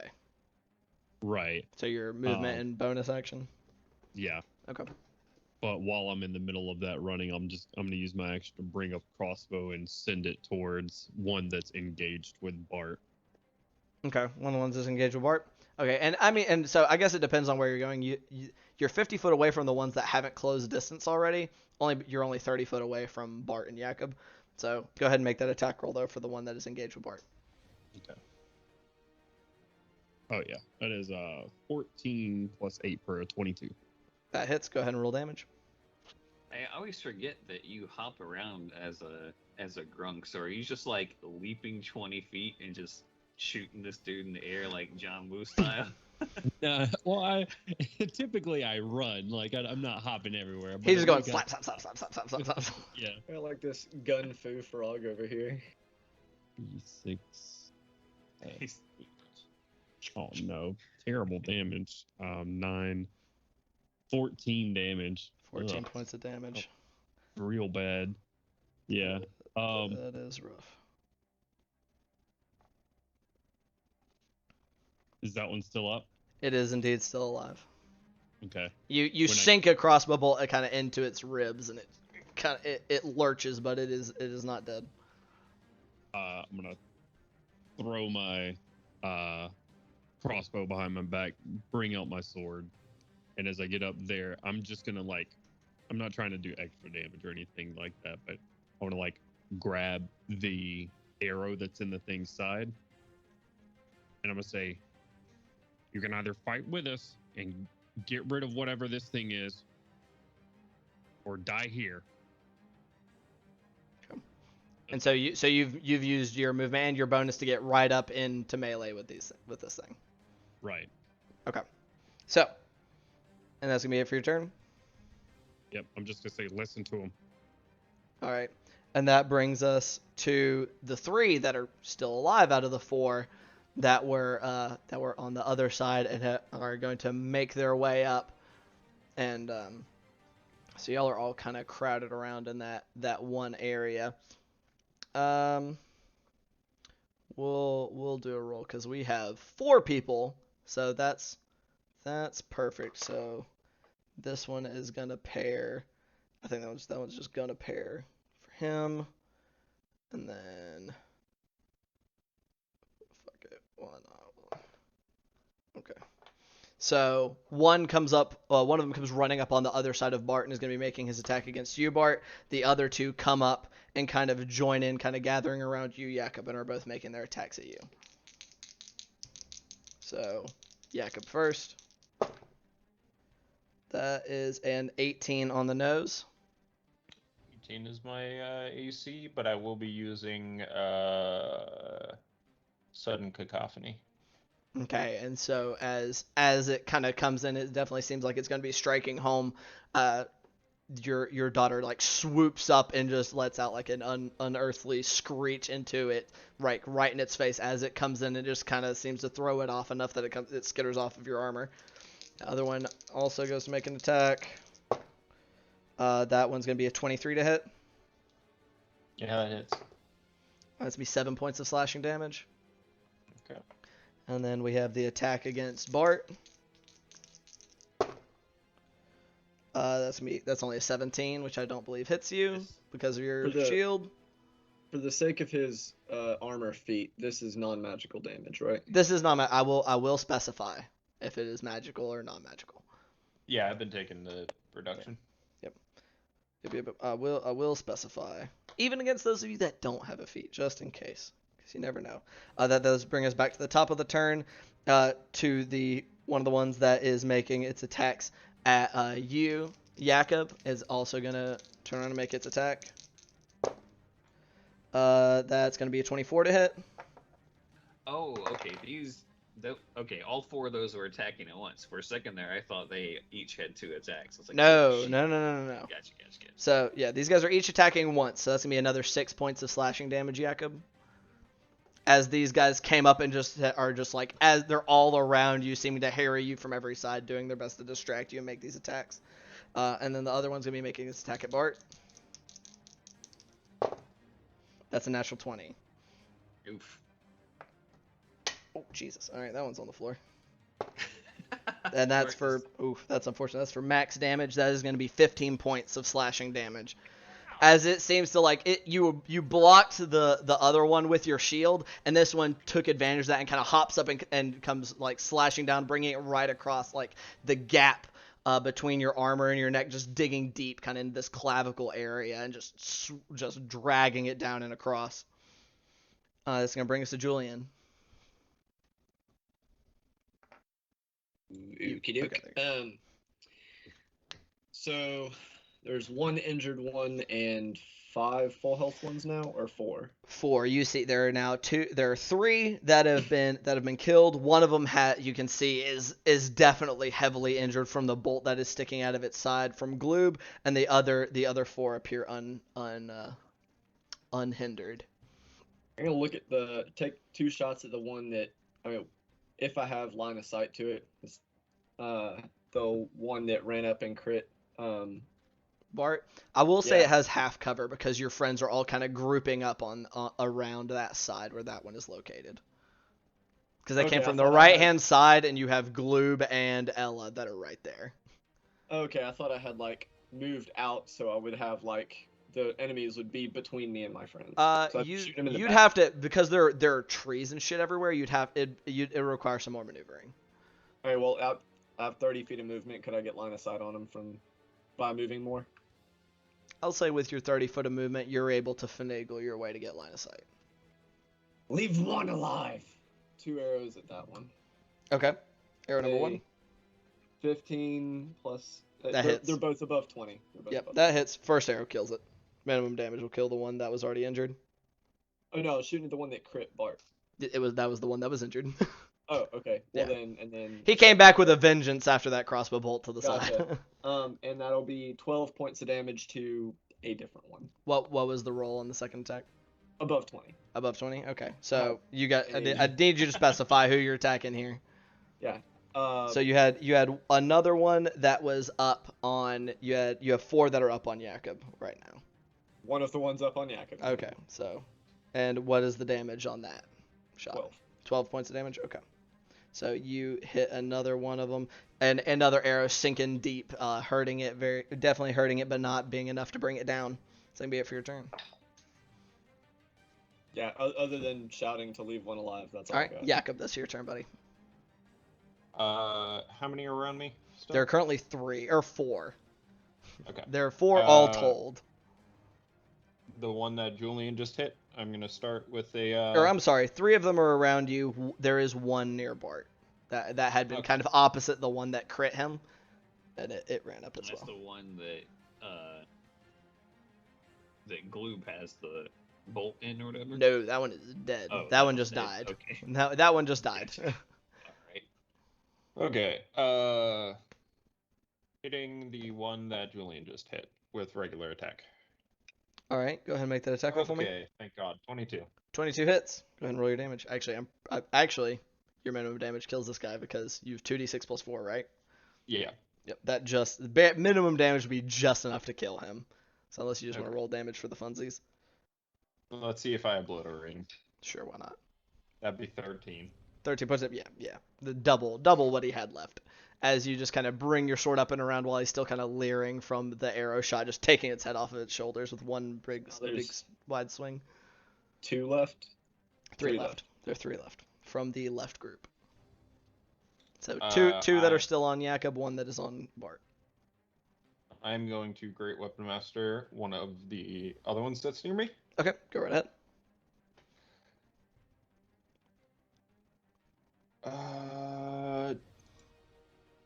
I didn't use my D6 last turn, so I'm going to use it this turn.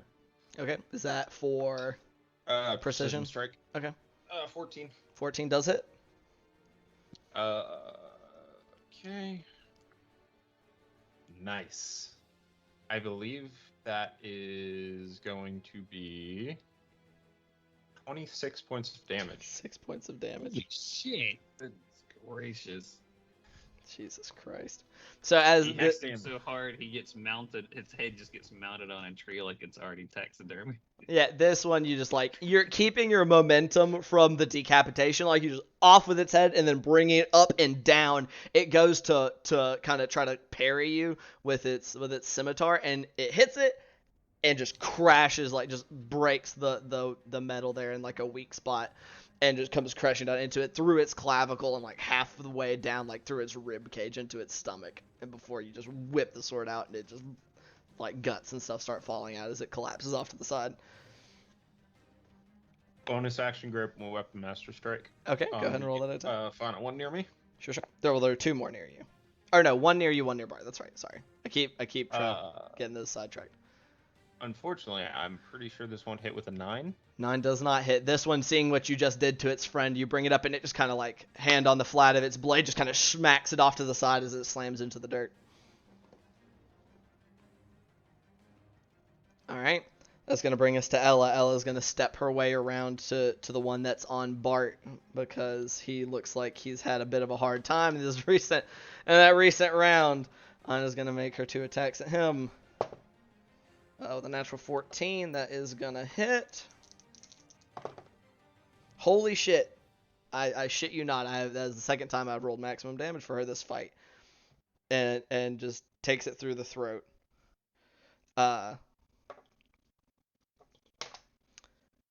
Then, in an attempt, she's going to attempt to take the other one alive. She's going to take another step in and make an attack at this guy. Natural 15. I'm going to say she doesn't get that damage because this is non-lethal. It's the attempt. So 9. She just where she stabbed the other one just straight through. She comes up to this one, slams it in the side of the head with the pommel of her shield, and then comes in to slam it with her shield itself to kind of try to knock him prone, which is a contested athletics. Fucking hell, Ella, come on. Oh, that's the wrong thing. She probably should have been ready for that, huh, fellas? Athletics 7. Awesome. 19. So as she does, even with its bells rung by the pommel strike, she goes to slam her shield into him to take him to the ground, and it just kind of sidesteps it, still kind of trying to regain its balance. That brings us a Gloob. Gloob is just I'm gonna walk around to the back of this thing. Did I get skipped? Yes, you did. I'm sorry, Bart. I skipped over you straight to Ella. Go ahead and take your turn. I would, if Ella's already bonkinating this guy, and this is the last one left. Yep, this is the last one alive. Yeah, with her sort of like shield bash sort of going through him and him having nothing of it, I would try to use that to my advantage and sort of wiggle underneath it to sort of pull forward like on the back of its knee, or however its weird wolf legs work, to try to make it topple to the ground. So okay, so you're gonna try to shove him? Whatever 5th edition trip is with athletics. Yeah.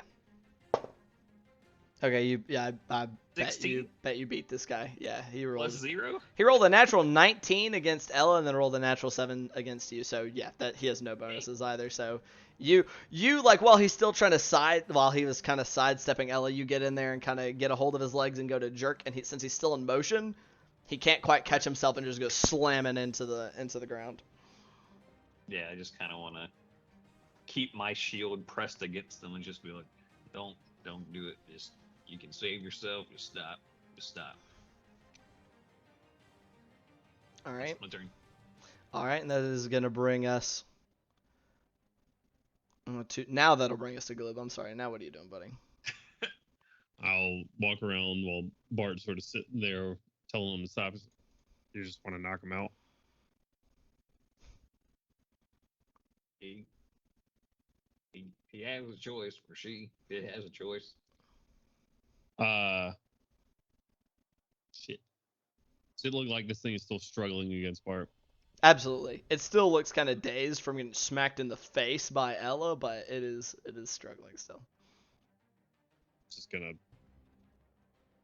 sheathe the rapier, flip out the dagger, put it to the back of it, and say, "Good night," and just hit it on the forehead. Okay, go ahead and roll an attack for me.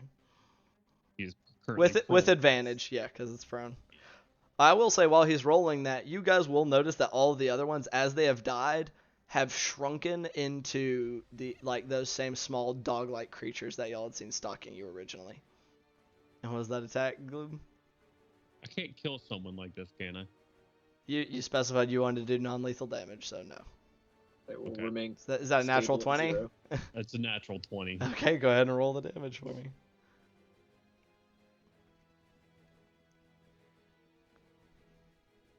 Just fucking pulled a James Bond villain.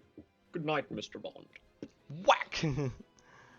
Luckily for him, I rolled 2 1s. 1, 1, 6 for 8, and then 2, 10, 20, 25 points of So bludgeoning, yes, non-lethal.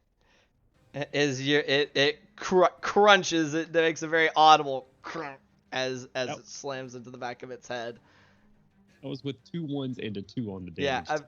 Jesus Damn Christ. it. But slamming into the back of its head, it does cease struggling as its eyes roll back up into its head, and just kind of falls limp onto the ground. It, however, does not seem to morph back into a small dog-like canine form. And that, as y'all kind of catch your breath from that brief but violent struggle, is where we will end tonight's session. So, thank you all so much for coming to play with me. Thank you all so much for coming to watch. So I hope everybody had a good time. I know I did. Hell yeah. You know, of course, we have Go to Saltmarsh here on Mondays at 7 p.m. Eastern Standard Time, and on Saturdays we have our Across Eberron campaign, DM'd by our very own Gloob, somewhere around here, because I don't have it pulled up to tell which way I'm supposed to be pointing.